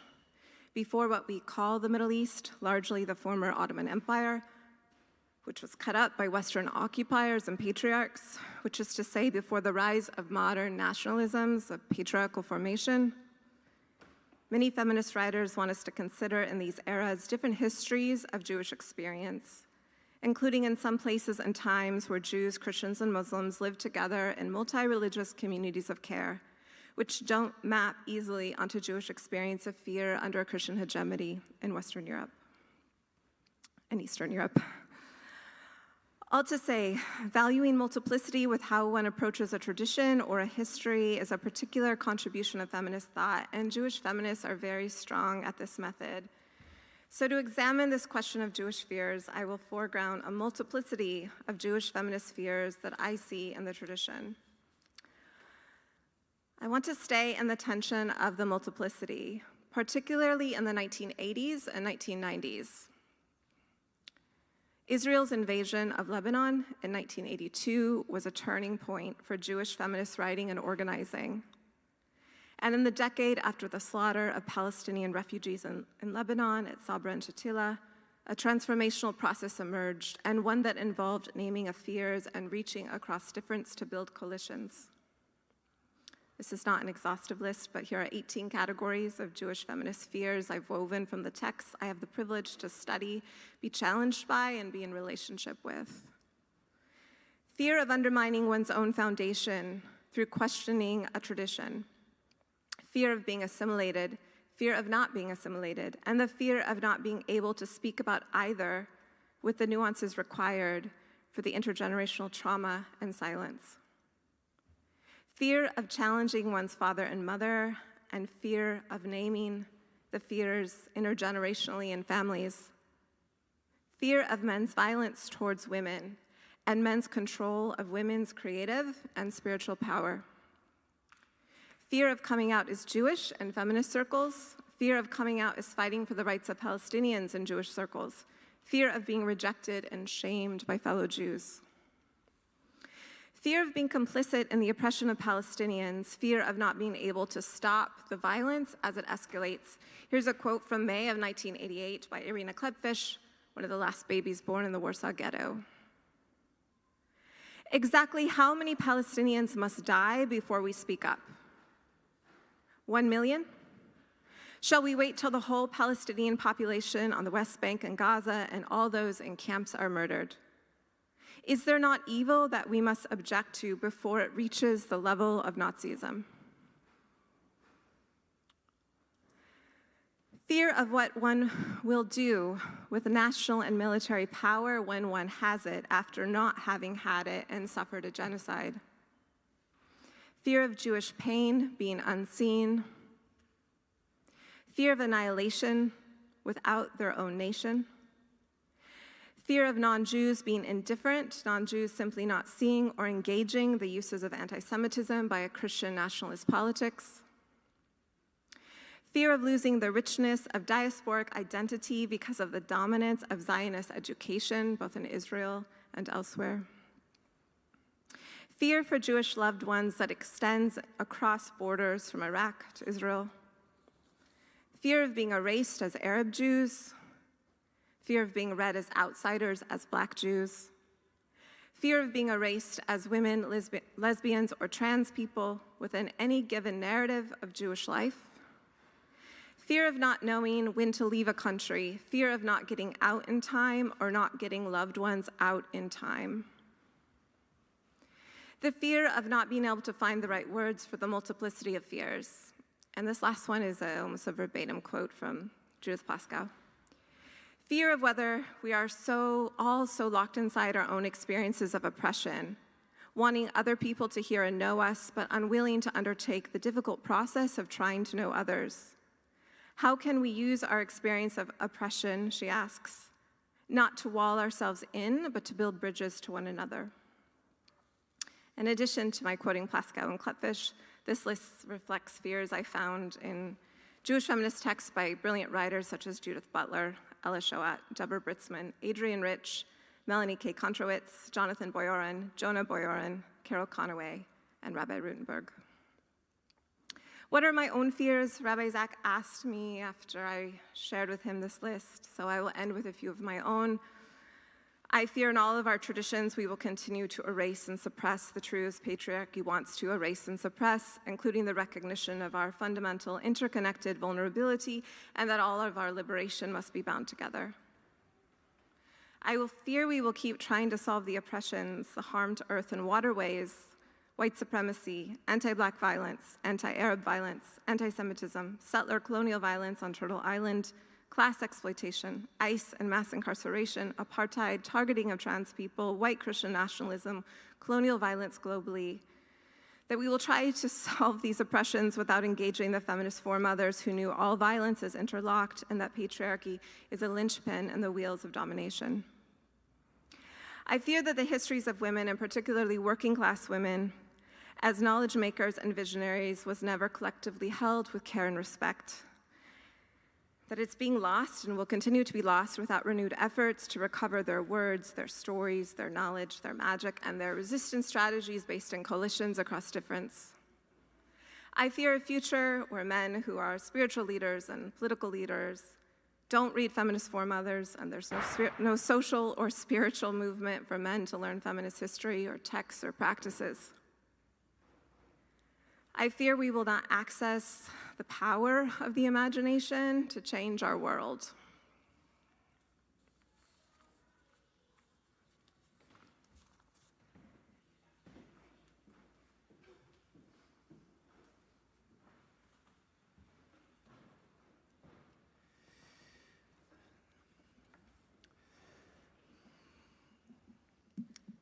So now is Quaker meeting. I'm putting great trust in you. So if you'd like to come up, the microphone will be open. We asked that you try to be in the range of 60 to 90 seconds. You could even be less, but there may be a long line, there may be no line at all. We'll make some space and we'll just be in quiet listening together.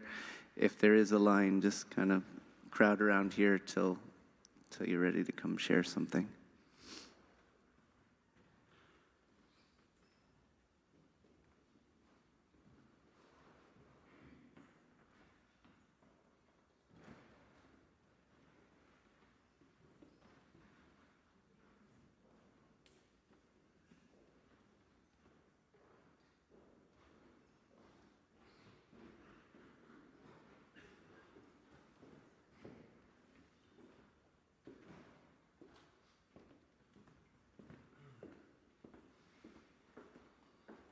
Hi, everyone. what I'm just trying to process here is I personally feel a lot of shame today for all the things that I have done or haven't done. And that shame makes me feel afraid. And for the first time, it feels to me like Yom Kippur is almost a kind of manic repair where we say, or where I say, God, I feel like shit, I've done all these terrible things, I have to fix it right away in order to be okay. And that, I don't think works. And I don't think gets us out of the cycle of fear, of Jewish fear, that leads to the situations we're in right now. And so I'm trying to figure out how to not feel shame that makes me feel fear that puts us in these situations.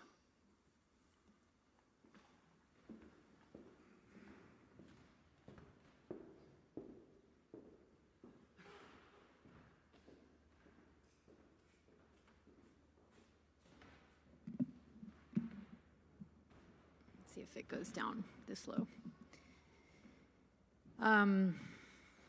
I'm an overthinker, bear with me, so I hope it comes out sort of how it's feeling right now. I don't know what the number is, but 100 years ago, something like 60 or 70% of the world's borders that we have now, countries with names, didn't exist as such. And not that colonial times or imperial times were any better, but I think one of the fears that I have is that as we, many of us, most of us in this room, deal and contend with, rightfully so, our capacity for and exercise of monstrosity, like every other group on the planet, that we lose sight of this very deeply transitional moment between centuries that we are in. So much of what we are contending with was a creation of the last century. That's something I think about a lot, is how do we look ahead toward the next century while dealing and contending with our place and our role and our blindness to what we have become in the last century. A second fear that I have is that we get to know Palestinian life through two lenses, one which is activist resistance and one which is violent death and disappearance.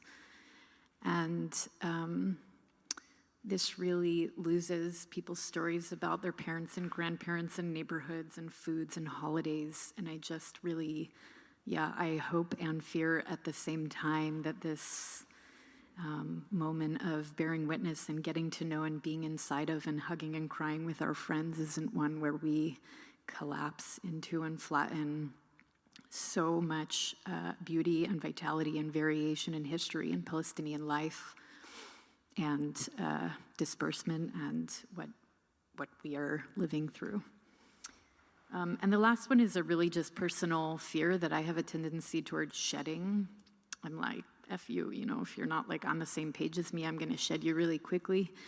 And I fear that I lose tenderness and lose how to practice tenderness when it feels like the stakes are so high.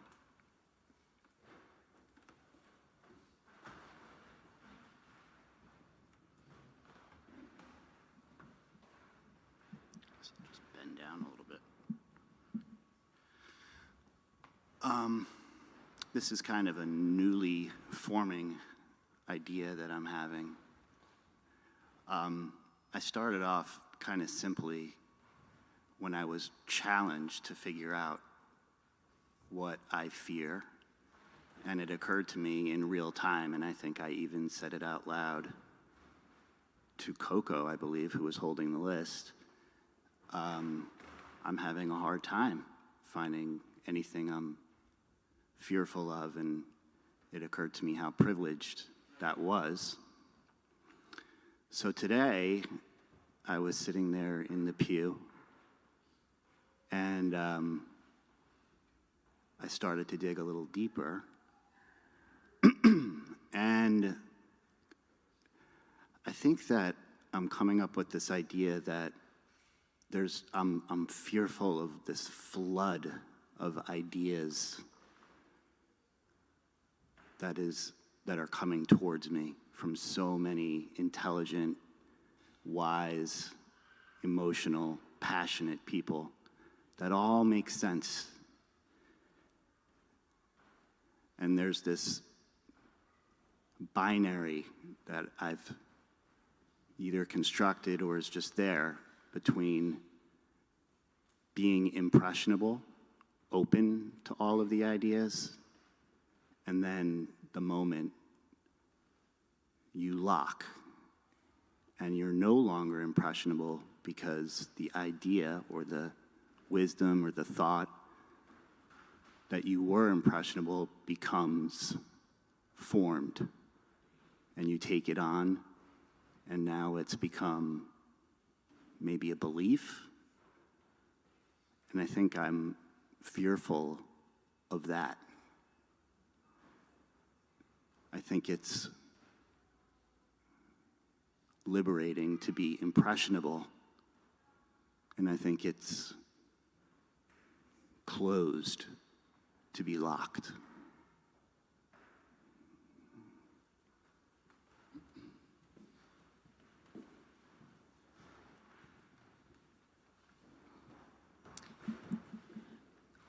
I'm such a nervous public speaker.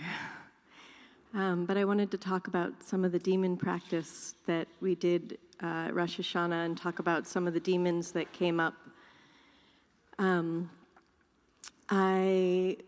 When we started doing the demon practice, visualizing the different demons, the first one I worked with was grief.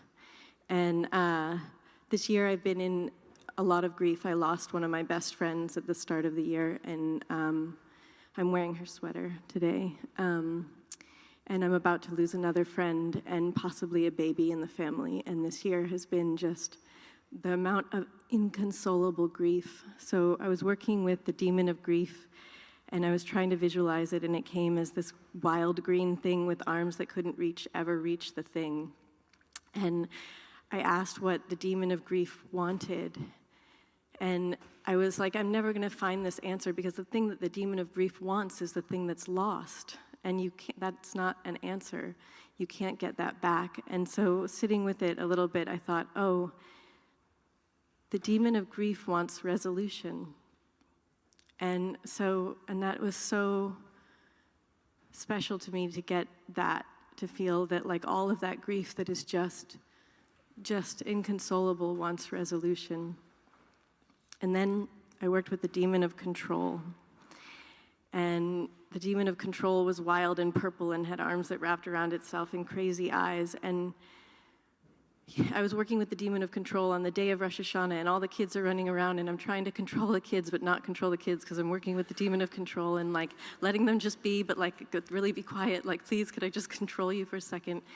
And like, what does the demon of control want? What does it want? Like, how do you feed the demon of control? And then it came, like, in the meditation, it came, oh, the demon of control wants connection.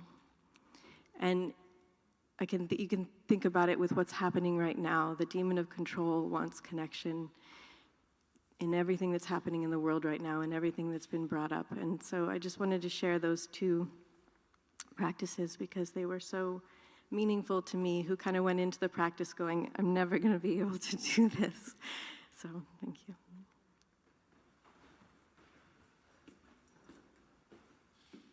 Hey, so nice to hear everyone. I grew up in a place with not a lot of Jews, and I went to a Reform temple that was like very much about kind of like arbitrarily reproducing this thing called Judaism that had no content, but you had to pass it on, and then you just had to keep doing that. So I grew up not really having, like, I was Jewish, but like as a description, I guess. And then in my early 20s, I had a really hard time of life and was very down and out and living sort of outside society. And I had this very white light experience of God that was very counter to my personality. Like, I'm not a woo-woo person, and it felt almost sort of cringe. but it really transformed my life. But it didn't feel very Jewish to me. Like I was sort of like, that's not really a thing that happens to Jews. It felt very like Christian and like American almost. And then became sort of a spiritual person in a way that like really changed me. And then became increasingly Jewish over the years, but in a way that always felt very separate from that spiritual thing. And in 2020, like around George Floyd protests, I started becoming more involved in Jewish things, partly because I think identity at the time felt like a way to have your grievances about society listened to. Like you could say, as a Jew, this bothers me, and that somehow felt weightier in the time. And like I started keeping Shabbos and things that felt really meaningful. And then after October 7th, I left my job in a sort of public way related to it, and was very naive in thinking, well, speaking as a Jew certainly will have some bearing here and people will really care because identity, this is a thing that's being done in my name and it will matter. And very quickly I sort of learned like, one, like, no, sort of people wrote you off as like, well, you're not the real Jews, like real Jews are Zionists, but also I just started like in the past couple of years thinking a lot through my politics and sort of like, well, what is like the content of the thing that Jew reproduces, right? Like like people say, oh, we're Jewish, we like Seinfeld, or like we're Jewish, we're funny, or something, and like that felt very hollow to me, and I kind of and I was like, what is the point of sort of like you send your kids to Jewish preschool to then have them send their kids to Jewish preschool, and like that's the content of the whole thing, and it didn't seem to square with my politics about like all the people are worthy. And I think a big part of my fear, like as I've become a more spiritual and I guess religious person, it's become increasingly far from Judaism, and I think a lot of my fear in the past year especially has been like that those two things are irreconcilable, right? Because like I don't want to be part of a thing that's just like you reproduce it to reproduce it, and it's almost this obligation. But at the same time, I would go sort of seeking like a spiritual, religious God thing in Judaism, and people seemed really disinterested in like using the tools of this thing to like reckon with hard questions. Yeah, I don't know why I feel like attached to being a Jew, because I continue to feel it and don't really have a sense of it. But yeah, I don't know, it just felt really nice to be here where people are taking sort of the question of like, what is Judaism for? And like, what can it continue to do for us, like, quite seriously. So it was nice to be here. Thank you.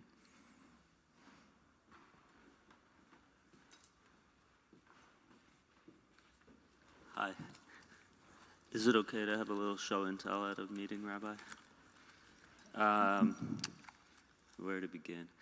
Well, I have one of these bracelets says fearless on it, and it's kind of bullshit because, I'm scared of a lot of things, so it's kind of aspirational.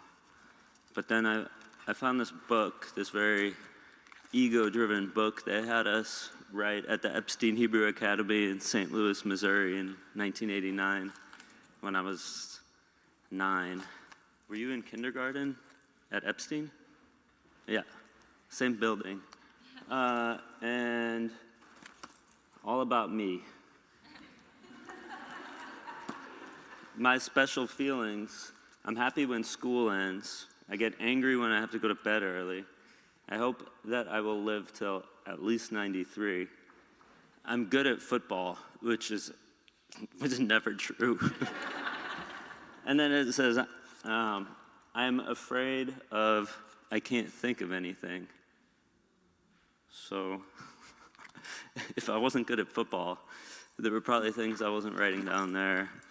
One thing that is very present for me right now, my grandma just turned 93 Rosh Hashanah yesterday.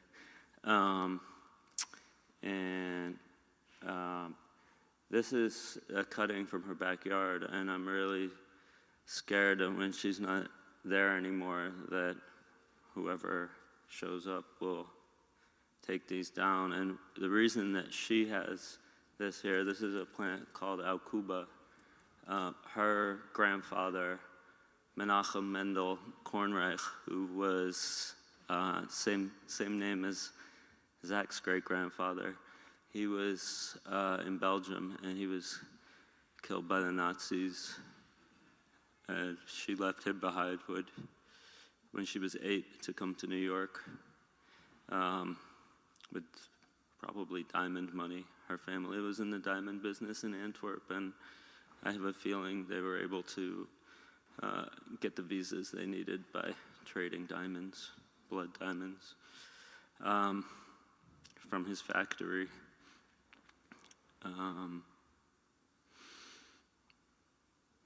But one thing that I'm doing, so yes, my grandma's saw this plant in a nursery on Long Island and remembered that her grandfather had it at his weekend gentleman farmer, like summer Hamptons kind of thing, out in the far-flung reaches of Belgium in a place called Haide.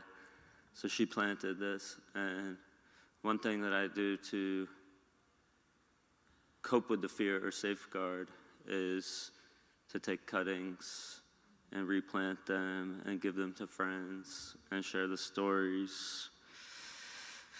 And the other little piece of that is that my grandpa Arthur grew up in Brooklyn, and when he was in his 20s, he was a physicist, and he played a lot with radiation, and he got a job at the Brookhaven National Lab on Long Island and got cancer and died when I was 7,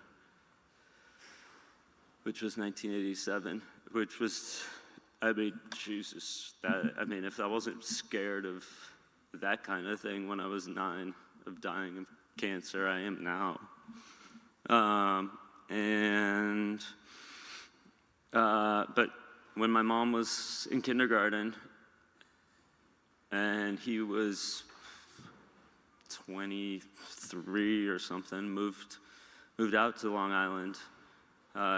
His mother, Grandma Helen, had a friend who had maple trees growing in somewhere. And he went to that house and dug up some little tiny maple saplings and planted them. And with my mom when she was in kindergarten. And now they're 60-some years old. So he had 25 years with those trees before he died. And now these branches that I picked up on the ground at my grandma's house a few days ago are proof that there are consequences, sequence. It's not necessarily good or bad, but these branches are the remnants of shade that's been provided, of carbon sequestration that's been provided, of beauty and splendor. And when I take these and put them in fires that I'm making, maybe even tonight, by Naila, it provides warmth. It can be used to cook food, and so on and so forth, to lose the fear of forgetting who my grandpa was, or forgetting what he stood for, and so on and so forth. So if anybody wants a little piece of wood, I apologize for going over time. Thanks.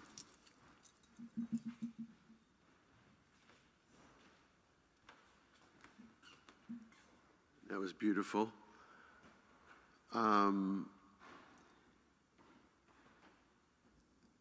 I have a father who's about to be 93, and I have daddy issues. He's an Orthodox Jew who has a lot of fear, and I didn't know that he had as much fear as he has for most of my life, really up until about 5 or 6 years ago. I didn't really know him that deeply.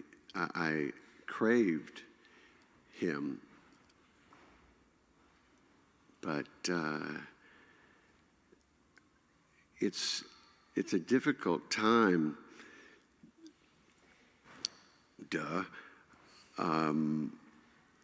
to be in the middle of trying to speak to my family about other possible ways of feeling and seeing things, and not wanting to lose connection with them, and also speaking to people who are very different than I am to consider the other side. So that's kind of a privilege to be in that space. I'm afraid now that Zach is going to lead me to be alienated more from my family if I continue reading the books he's suggested to me. And there's something about Zach that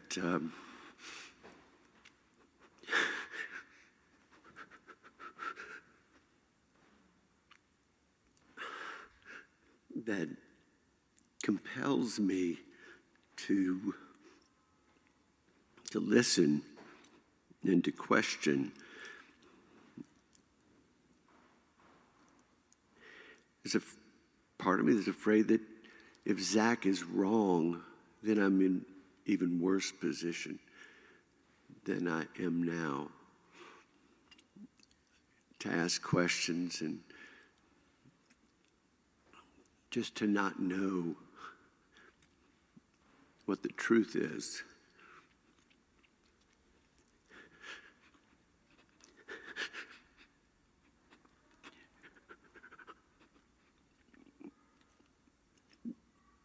That's what I'm afraid of.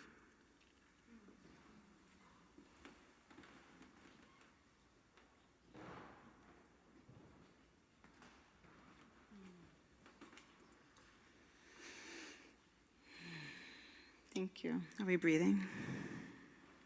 I have daddy issues too. And I pray that my daughter won't have daddy issues.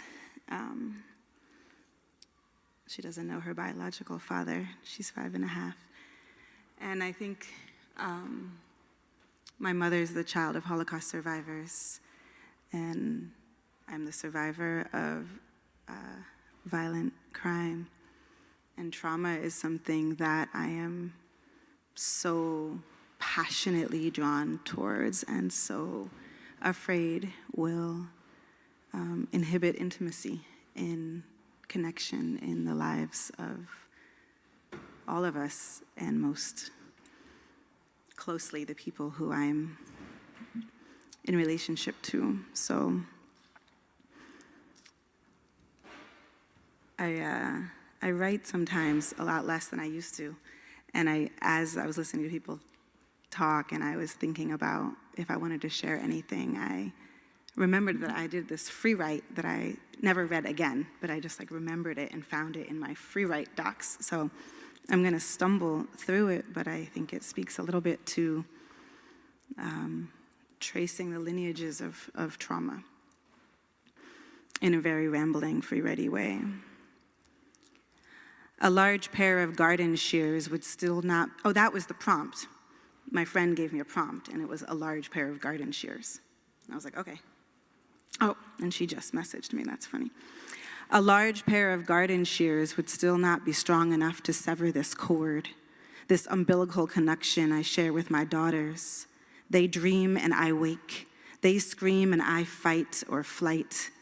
I never freeze, never froze my eggs, though my mother begged me to over and over. It doesn't hurt, she'd offer with the urgency of 1,000 thorns, only known to the tongue of the child of survivors.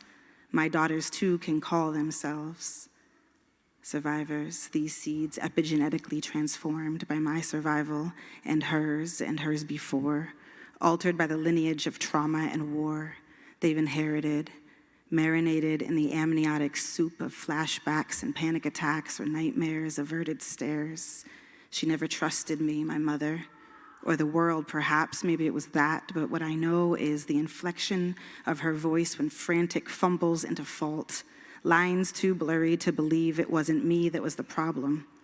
I'm always stunned by how unruly these breathtaking rose bushes can become. They're deceptive, so delicate with their intoxicating perfume, pink petals performing pretty. Meanwhile, unearthing my foundation, sprawling like wildfire, tangled with the wind, and daring me to try to find my way through their forested canopy of unforgiving beauty. My shears are rusted and dull. The sun is hot. The air is thick from fires on the other side of the line, closer than we know, than we'd like to admit. My newborn daughter shifts in the wrap I wear her in, half naked, sweating, unshowered for days.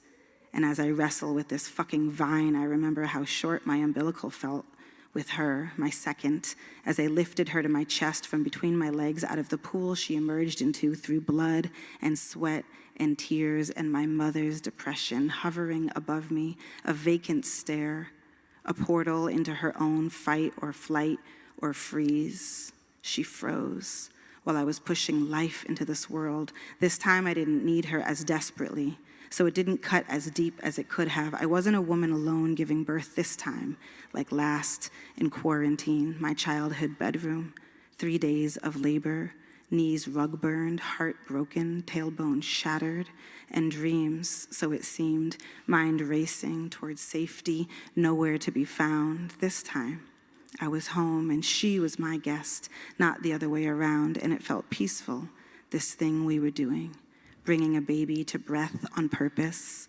She stopped short, my daughter, caught in the tension between worlds, still connected to my placenta, yet to be birthed, which I forgot was inside of me still or at all. I wanted nothing more than to cut that cord, bring her fully to my breast, hold her close, kiss the top of her head. It never dawned on me to cut my own cord. Why haven't I ever cut my own cord? Give me those shears. First, my mother, when I birthed alone in isolation as the world was ending, locked down in liminality.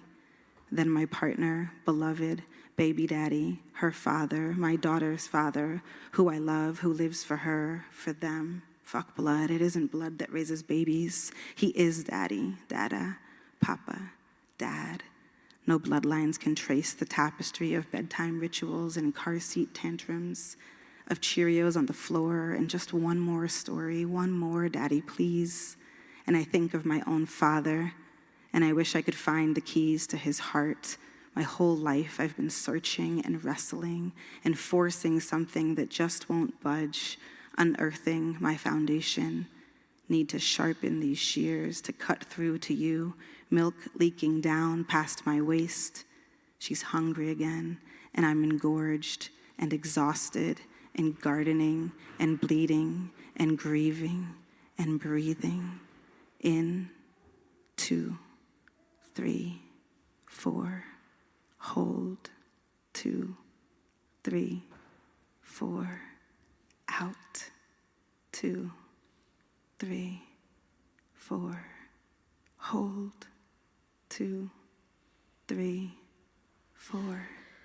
In, 2, 3, 4. Hold.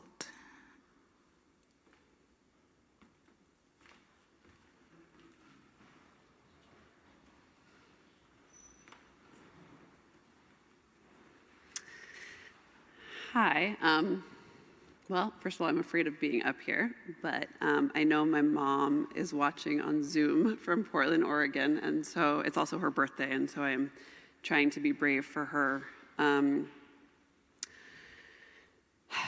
I am terrified of losing my baby sister, Molly, to a very aggressive and rare form of cancer that she's fighting.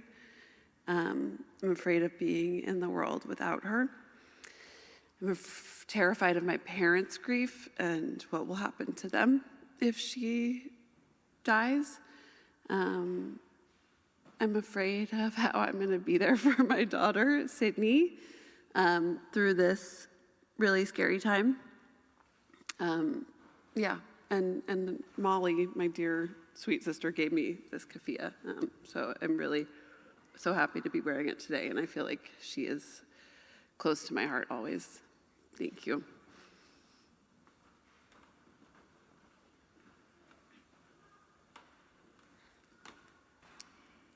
I've been thinking about how to reconcile the fear of being complicit and the fear of losing familial relationship.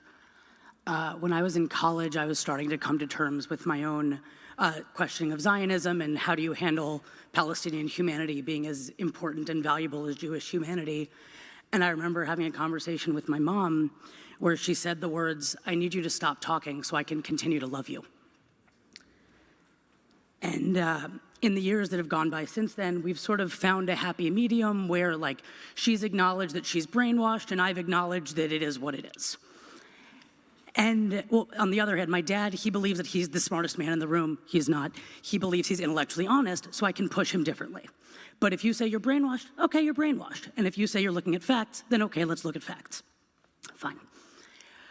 In the last few years, I've been very active on the Jews of Conscience subreddit, where people are asking time after time, how do I be in relationship with my Zionist family? And my answer has always been the same, which is, my politics are obviously perfect, as are my actions. If my parents were to protest for protest, dollar for dollar, phone call to Congress people for phone call for Congress people be the exact same as mine, nothing on the ground is going to change, so I'm going to continue to be in relationship with my mother. I'm not that important. And when I was home in the Bay Area for Rosh Hashanah, a family friend told my mom that she should listen to Rabbi Karen Brous of Ikar, her sermon from Rosh Hashanah, where she looked her congregation in the eye and said, we need to look at starving kids in Gaza and we need to look honestly. And my mom said, I want to watch with you. And I watched with her and I felt myself get increasingly angry as I'm going, where the fuck have you been? Nothing has changed. Nothing is different. And the next morning, we had a little conversation about it and I felt myself think, I need you to stop talking so I can continue to love you. And I'm afraid of where that leads me.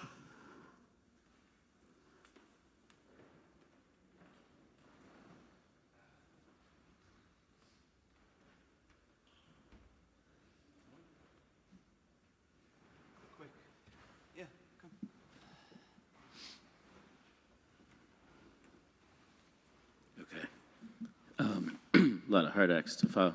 I'll try to be fast. I want to speak on behalf of two deceased people because I think afraid of silence. I had a friend, this guy, who I met when I was just a couple days old, born in the same hospital. And when he was like 10 years old, he was at this summer camp, and this person he really admired walked past him on the deck and said a joke to him, I'm gonna kill myself, and jumped into the water. And he never came back. And like hours and hours later, they pulled his dead body out of the water. And he was a very strong swimmer. I guess strange stuff happens with water sometimes. So my friend was always afraid of water after that, though he was, a very physically fit guy, Balin. He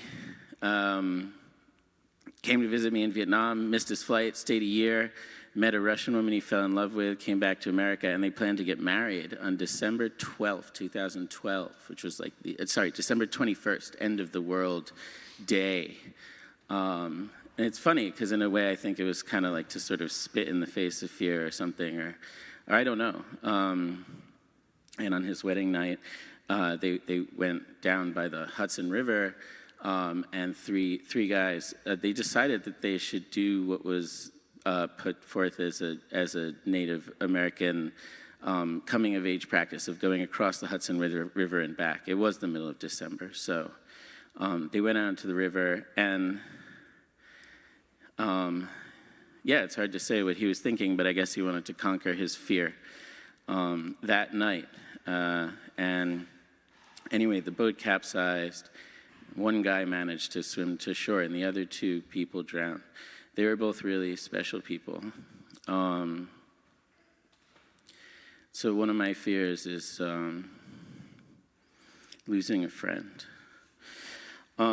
Anyway, yesterday Rabbi Zach asked me to read If I Must Die, poem by Rafat Al-Rir. And after that I went home, and I have his book, but I've been reading the essays. And I started reading the poems, which really struck me, and thought that it's funny, we always read that one poem of Rafat Al-Rir, but not the others.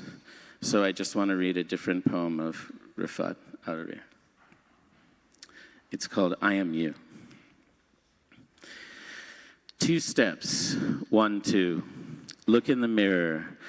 The horror, the butt of your M16 on my cheekbone, the yellow patch it left, the bullet-shaped scar expanding like a swastika snaking across my face, the heartache flowing out of my eyes, dripping, out of my nostrils piercing, my ears flooding the place like it did to you 70 years ago or so. I am just you.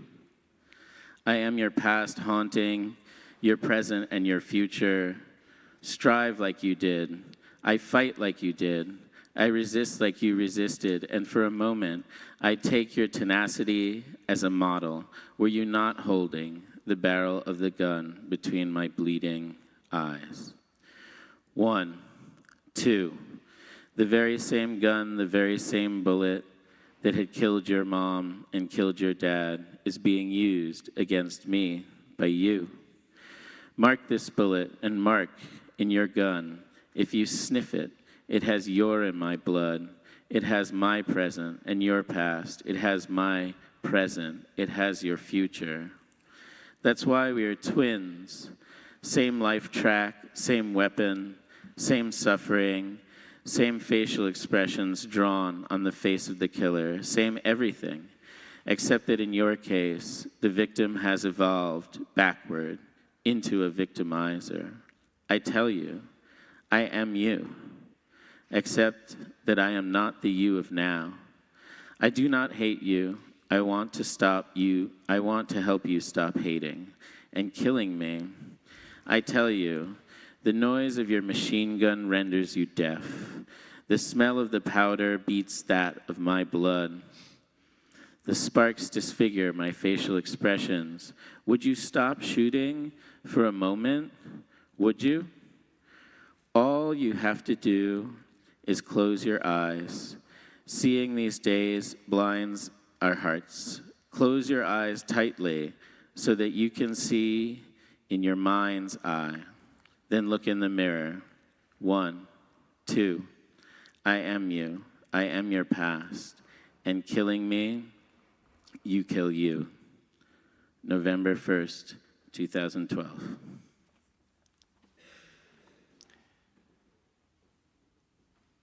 Thank you, Alec. Neely, I'm going to ask you to wait, okay?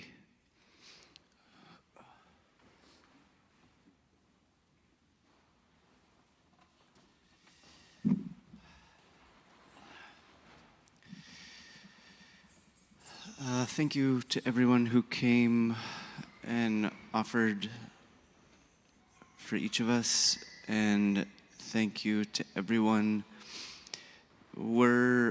I'm Scorpio, and it's like everybody needs to be mystic now, so sometimes the prayers have to stretch. So I appreciate everybody practicing with such presence.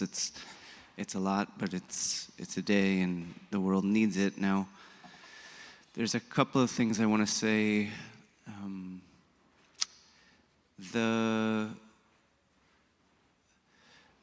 I talked to Zivar in the morning, which was a gift, and the question of how much Palestine is present, and we've made it quite present, and I want to comment on a couple of aspects of that. One is we're normalizing the bond between Jews and Palestinians, where through my childhood, Palestinians were erased. We're saying that these communities are going to be together ever onward, and so by saying that Palestinian symbols and stories and lives and mourning are welcome in our prayer space. It's a message of saying these two communities are bound together forever, and it has to be. We're diminishing the fear in ourselves to see Kafia at the altar, and then we're going to take it to our beloveds that are a little further along and do the same for them, to take away the fear that there's a line between. Okay? The other piece is we're not going to do the beautiful Tibetan women's demon practice that we did, but we are doing a version of it by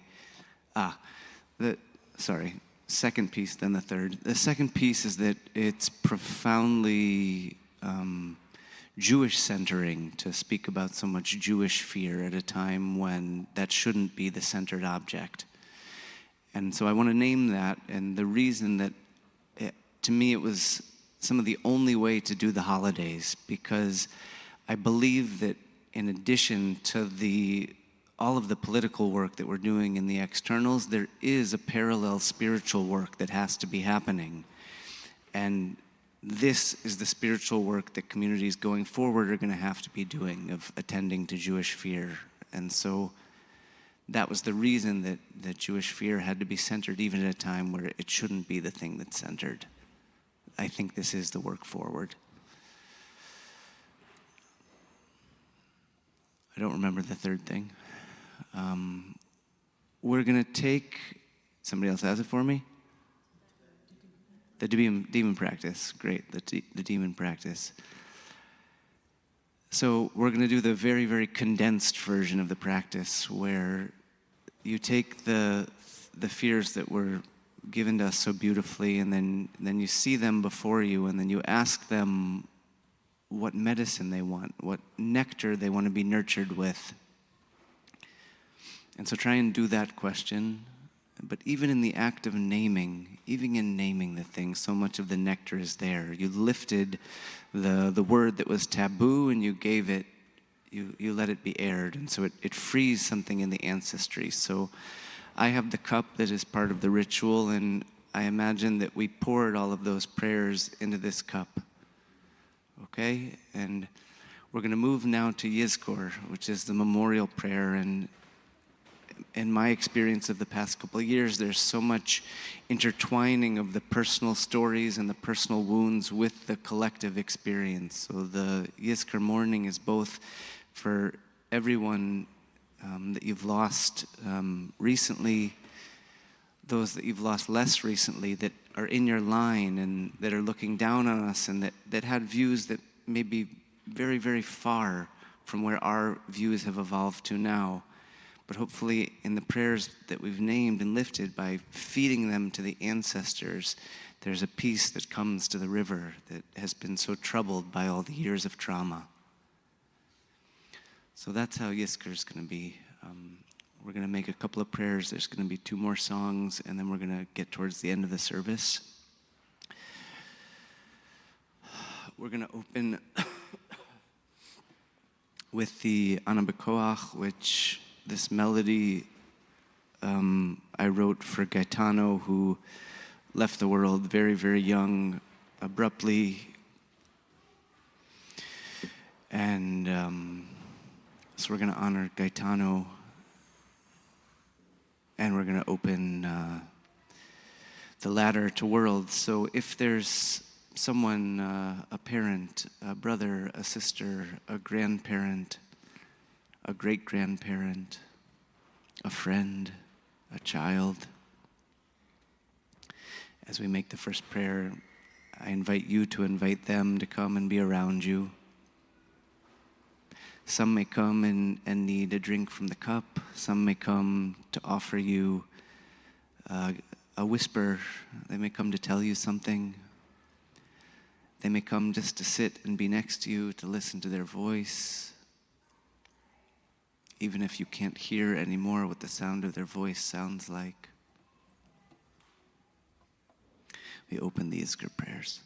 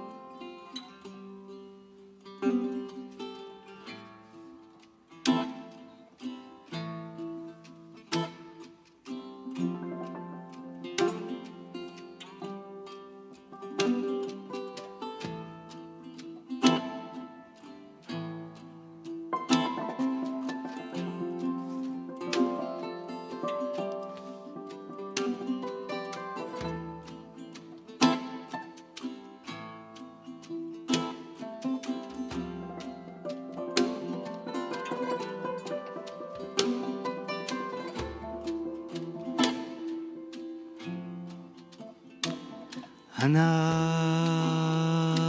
beko ach gedulat yamincha tatir tzerura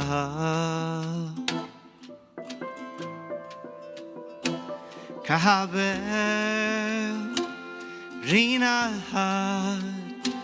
et amcha sahagveinu tarenu tarenu nora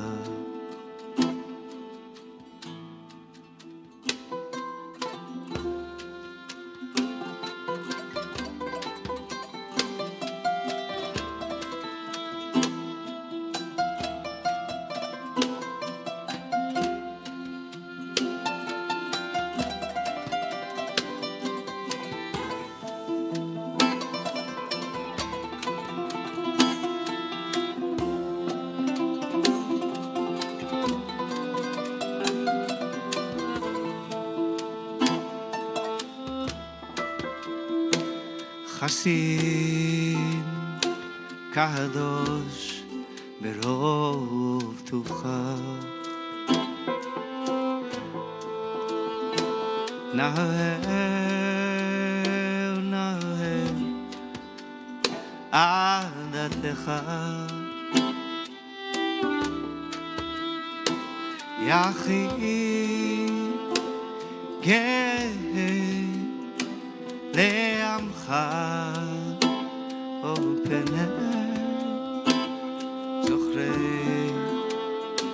זוכרי קדושתך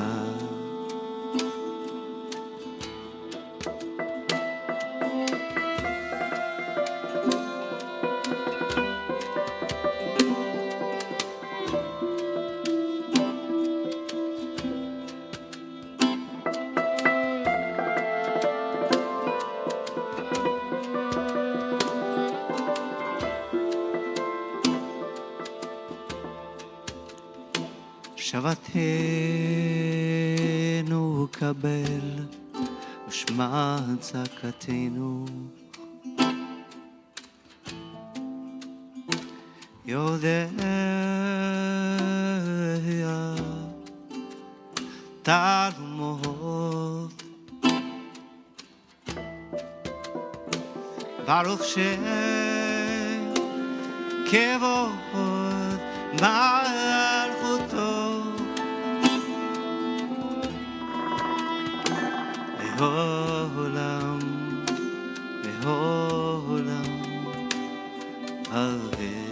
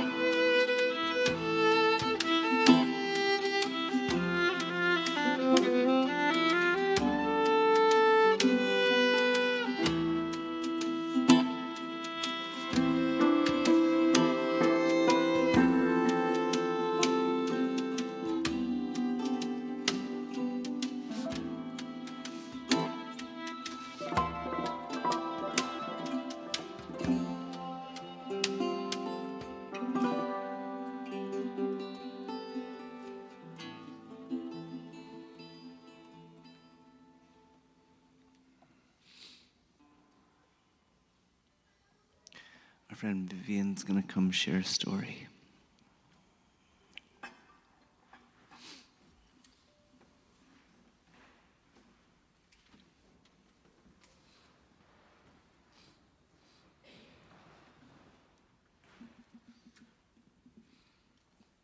Can you hear me? Can you hear me now? Yeah, okay. It's funny, when I wrote this, I didn't know the theme of the day, and it just ended up aligning with what we're talking about today, which I love when that happens. Okay, I'm short. Okay. I don't know how to use tenses anymore. My mother was formidable. My mother is formidable. Both feel wrong. I've been dreading her death since I was a toddler. I was that kid, as is my son Ben. I worried about Nazis from my small apartment in Chelsea. Long after the war ended, I worried about my brother Daniel going to Vietnam. I started eating lemon rinds in 1981 because I worried about scurvy after seeing the movie Reds. I lived in a little kid timeline where everything discussed around the kitchen table was in the present, so it was in the present for me. I don't understand how to use tenses anymore. I want to apologize to friends and family who've lost parents before me. I thought I did enough. I didn't.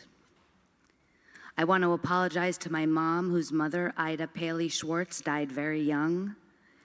I didn't understand why my mom still cried for her. When people ask me how I'm doing, I say, I'm everything everywhere all at once. They usually nod and smile, appreciating an answer that doesn't require engaging any deeper. I'm exhausted by my own empathy, even trying to comfort and protect friends from my grief. I'll be okay, I assure them, having absolutely no idea if that's true. Until now, I have successfully warded off grief, replacing it with worry. But this grief is too substantial to outrun with busyness and anxiety. It changes moment to moment and day to day. Today is a hard day. I can't even remember how I felt yesterday. I have no option but to let grief take me over. I'm going down, I tell my family. I need to be quiet, I explain. Perhaps my mom is telling me to slow down, though she never learned how to do so herself. At my mom's memorial, my son Ben talked about losing his close friend Thea to suicide and making another close friend over their shared grief. He urged everyone to talk about his grandmother because you just might make a new friend. He was so right. I love learning from my kids. So I started logging my experiences and stories about my mom on Facebook. No pretending, I told myself. I began lovingly and painstakingly gifting my mom's things to loved ones all around the world. I couldn't bear the idea of selling anything. Making money felt like the wrong thing. Her paintings are with her friend Ruth in Sydney. Her toy trains have been divided between our former babysitters who now have children of their own. Her shoes are walking around Poland on the feet of my elementary school friend Sonia. Her purse is in Canada with my friend Ty. Her scarf is with her best friend Vicky in Seattle. The world feels safer knowing my mom is everywhere. I was pressured to do it differently. It's too much, many said. But my mom picked me for this task for a reason. I know what she would have wanted, and I imagine her smiling every time I make just the right match between person and thing. A little light creeps in.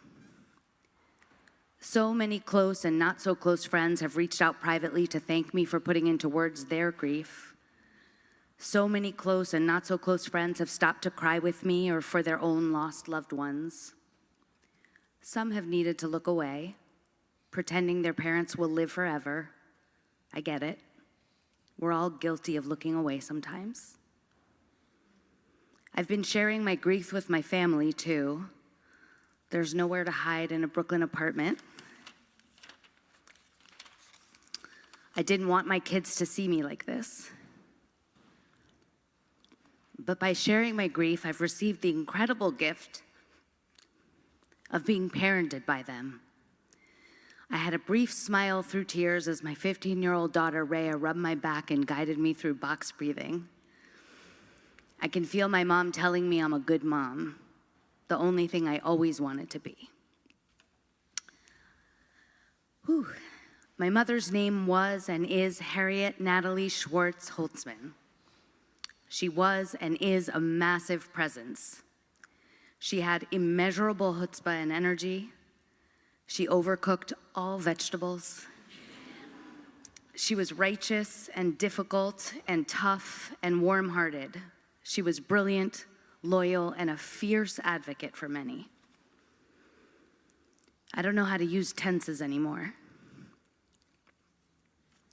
My brain cannot wrap itself around the idea of never. I will never see her again. I will never call her again. I will never hug and kiss her again. She will never call me and offer to make chicken soup when I'm sick.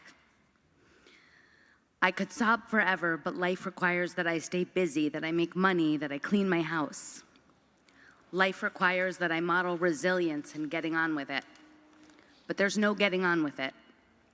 There's only riding the waves. I'm learning how to surf. I'm not very good yet. My mom was a warrior.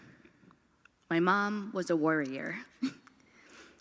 I've always worn worry like a talisman to ward off danger and sorrow. I don't want to do that anymore. She would have died even if I had not worried for 50 years. What if I had spent that time better? She would want me to spend my time better. We hear so much about an empathy deficit, but for those of us with sensitive, creative souls, for those of us who feel every cut, every bruise, I worry, ironically, that worrying bonds us over the wrong things. I think of worry as an indelible part of what it means to be Jewish, but it doesn't work for me personally, and it doesn't work for us as a people. Worrying about the future has given us permission to do unspeakable things in our present. I don't want to live inside imaginary catastrophes anymore. There are enough real ones. Worry does not protect, and it does not heal. It's just fancy grief, I tell my kids. I want to skip over worry and get right to the honest business of truth and vulnerability, even when it's ugly and inconvenient, even if we don't get back in return what we need. Let's uncover our faces when we cry and stop covering our mouths when we laugh. Let's start singing at the top of our lungs. I believe the answer to all of life's questions can be found in musical theater lyrics. Sometimes when I need a break from life, I live inside a musical for a little while, and I usually park myself inside Sondheim. But most recently, I've been living inside the Transparent Musicale finale, which if you haven't seen, you should see it. At my mom's memorial, I selected a song called Let Her Be Okay. The lyrics were and are perfect. Okay, I can do. It's a right-sized goal for the moment. I can be okay. We can be okay. The second lyric I can't stop thinking about, and the one I want to leave you with today, has undoubtedly inspired my journey to try to trade in worry for authenticity. It keeps me moving towards a future I know my mom would want for each of us. We need to sing our song. It's taken far too long. This pain inside of us, it came at quite a cost. Let her be okay. Let us be okay. Thank you.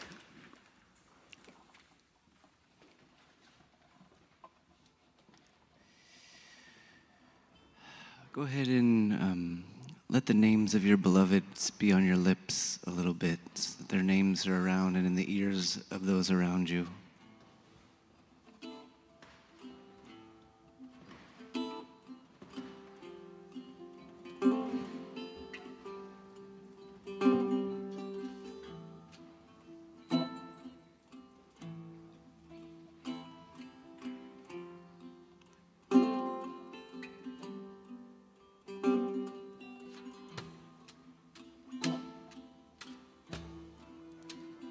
take a little bit of space to just be in their presence and ask if they have anything to tell you or to give you.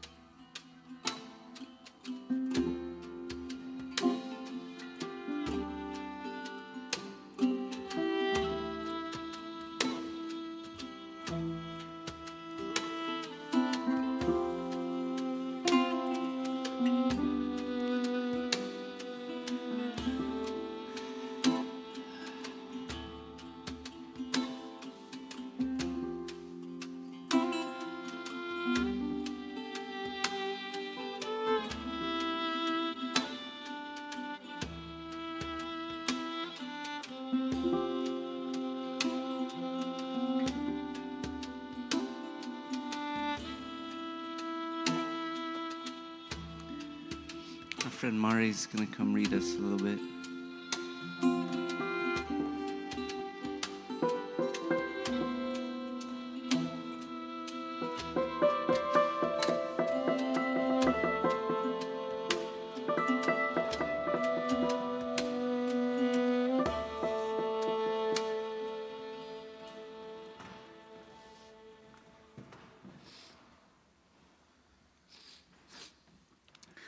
My colleague Yusuf is from Gaza.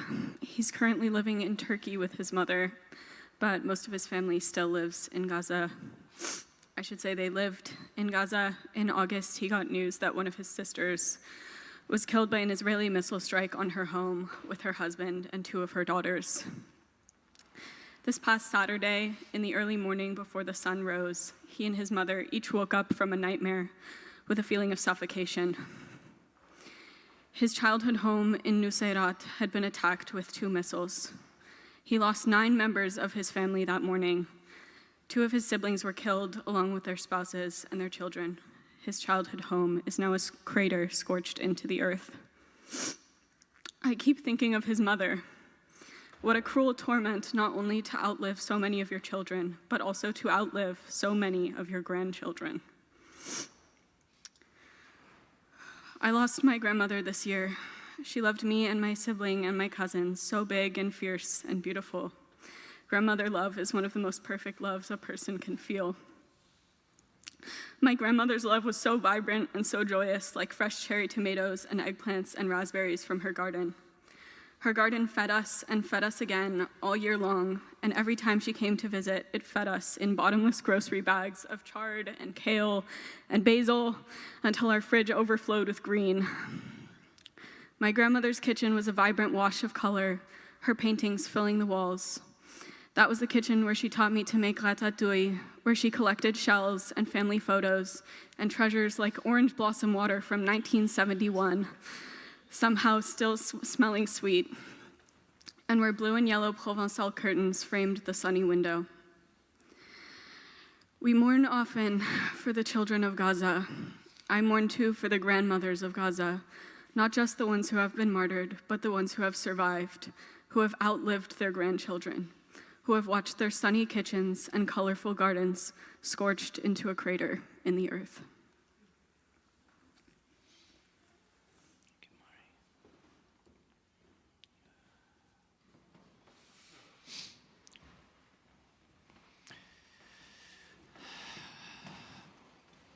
I want to honor our friend Mark, who lost his dad, J. Morris Friedman, Moshe Yankel, this year. Among all the many others, we're all mourning.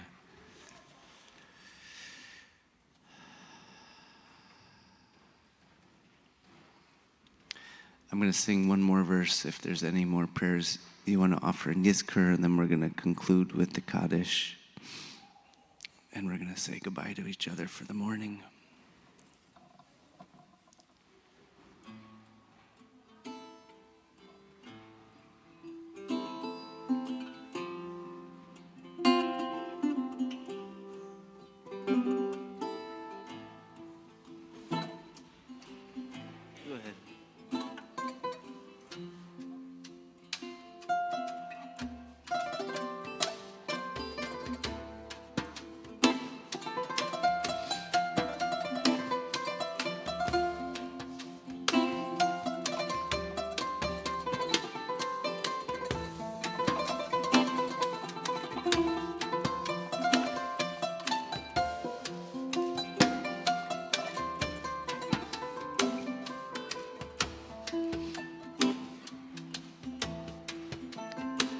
שבתנו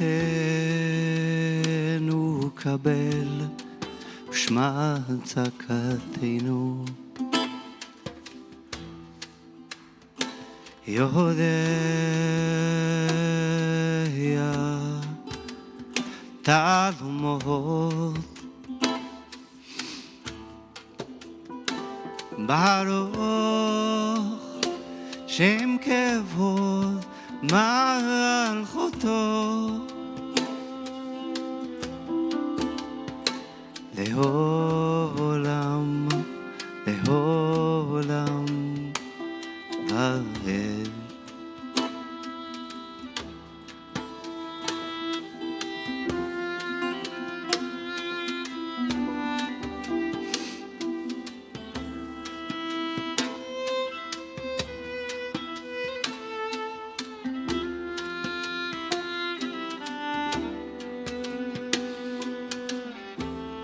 Please rise for the mourner's Kaddish.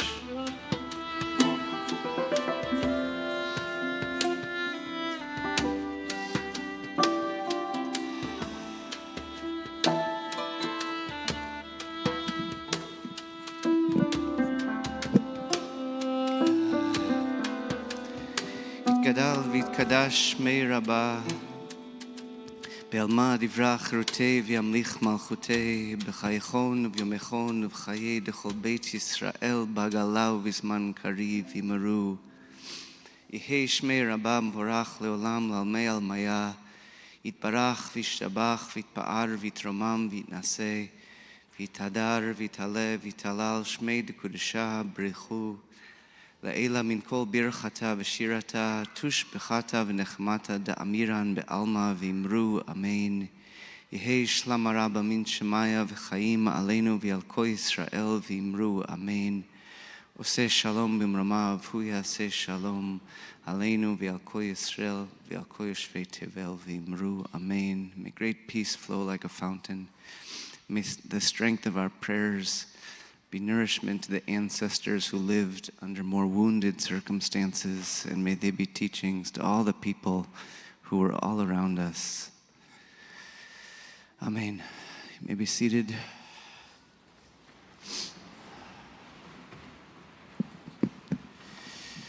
Thank you, everyone, for being with us, for making strong prayers. We hope that these ways become teachings that go far and wide. I think the world would be better for it. Thank you, Tom and Jay. Some twinkle fingers for my companions, my complicit companions. Thank you so much. Really beautiful and honored to have all these years together. Thank you, everyone, for joining from far away, from joining in person. Thank you to the new baby and her grandparents for being with us today. It's an honor to have you. I think that's about it. Vivian, did you bring scarves? Vivian brought scarves of her mother, so if you would like to be one of the people that's carrying Vivian's mother around the town, wherever you get to in the world, feel free to take a scarf. Find one you like. Are those your books or are those borrowed books? You're not giving them out. If you might need a book, Daniel's giving out books. We're a community of gifts. We're going to end with Lord, Bring Apartheid Crashing Down, which we wrote just a couple of weeks ago. The melody comes from the Tuareg of Libya. The title comes from Mauritania, from Dimi Mint Abba, and the lyrics come from my friend Yulia. I'll teach you the chorus. You could stand. Yeah, let's stand up. Thanks, Daniel. Standing prayer.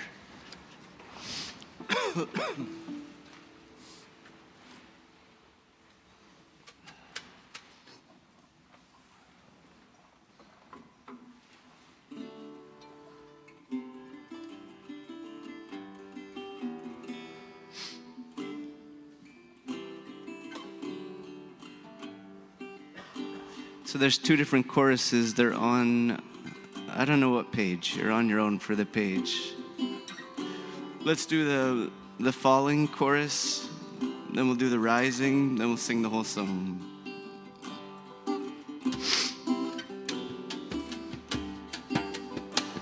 Let all things fall that must fall. Let all things break that must break. Lord, bring apartheid crashing down. Bring apartheid crashing down.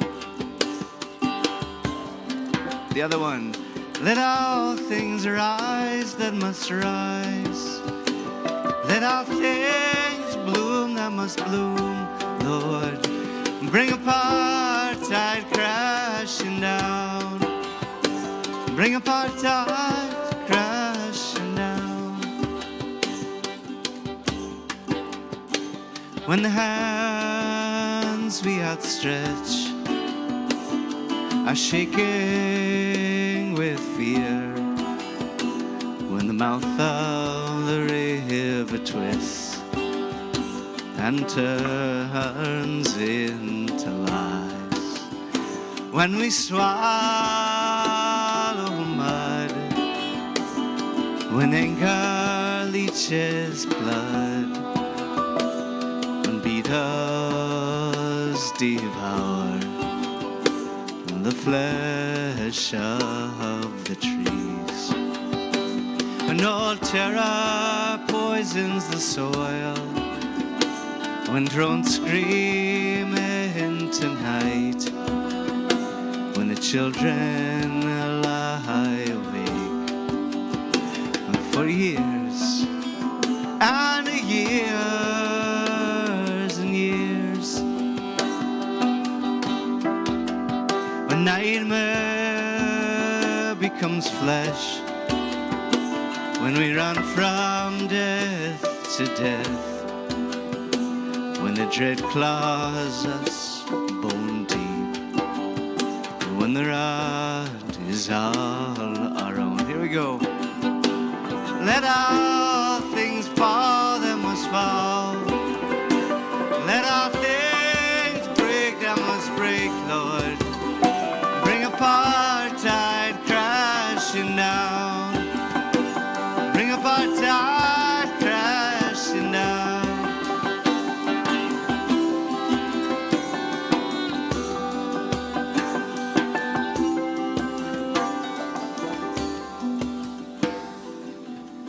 When the earth bursts with sweetness unbound, when grief explodes into flower, when the child falls asleep in my arms, when the crickets on the hill break out into song, a heart could leap with joy over all there is to love. Let all things rise that must rise. Let all things bloom that must bloom. Bring apartheid crashing down. Bring apartheid crashing down. Let all things rise that must rise. Let all things bloom that must bloom. Lord, bring apartheid crashing down. Bring apartheid crashing down. Just you. Let all things rise that must rise. Let all things bloom that must bloom, Lord. Bring apartheid crashing down.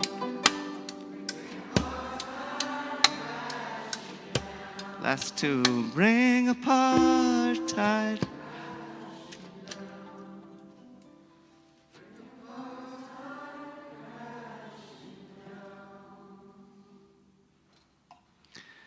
Happy Yom Kippur, everybody. Gumar Tov. Keep prayerful hours the next hours. We're going to Garden, New York for Ne'ilah if anybody wants to hitch a ride. See you soon. Thank you all so much.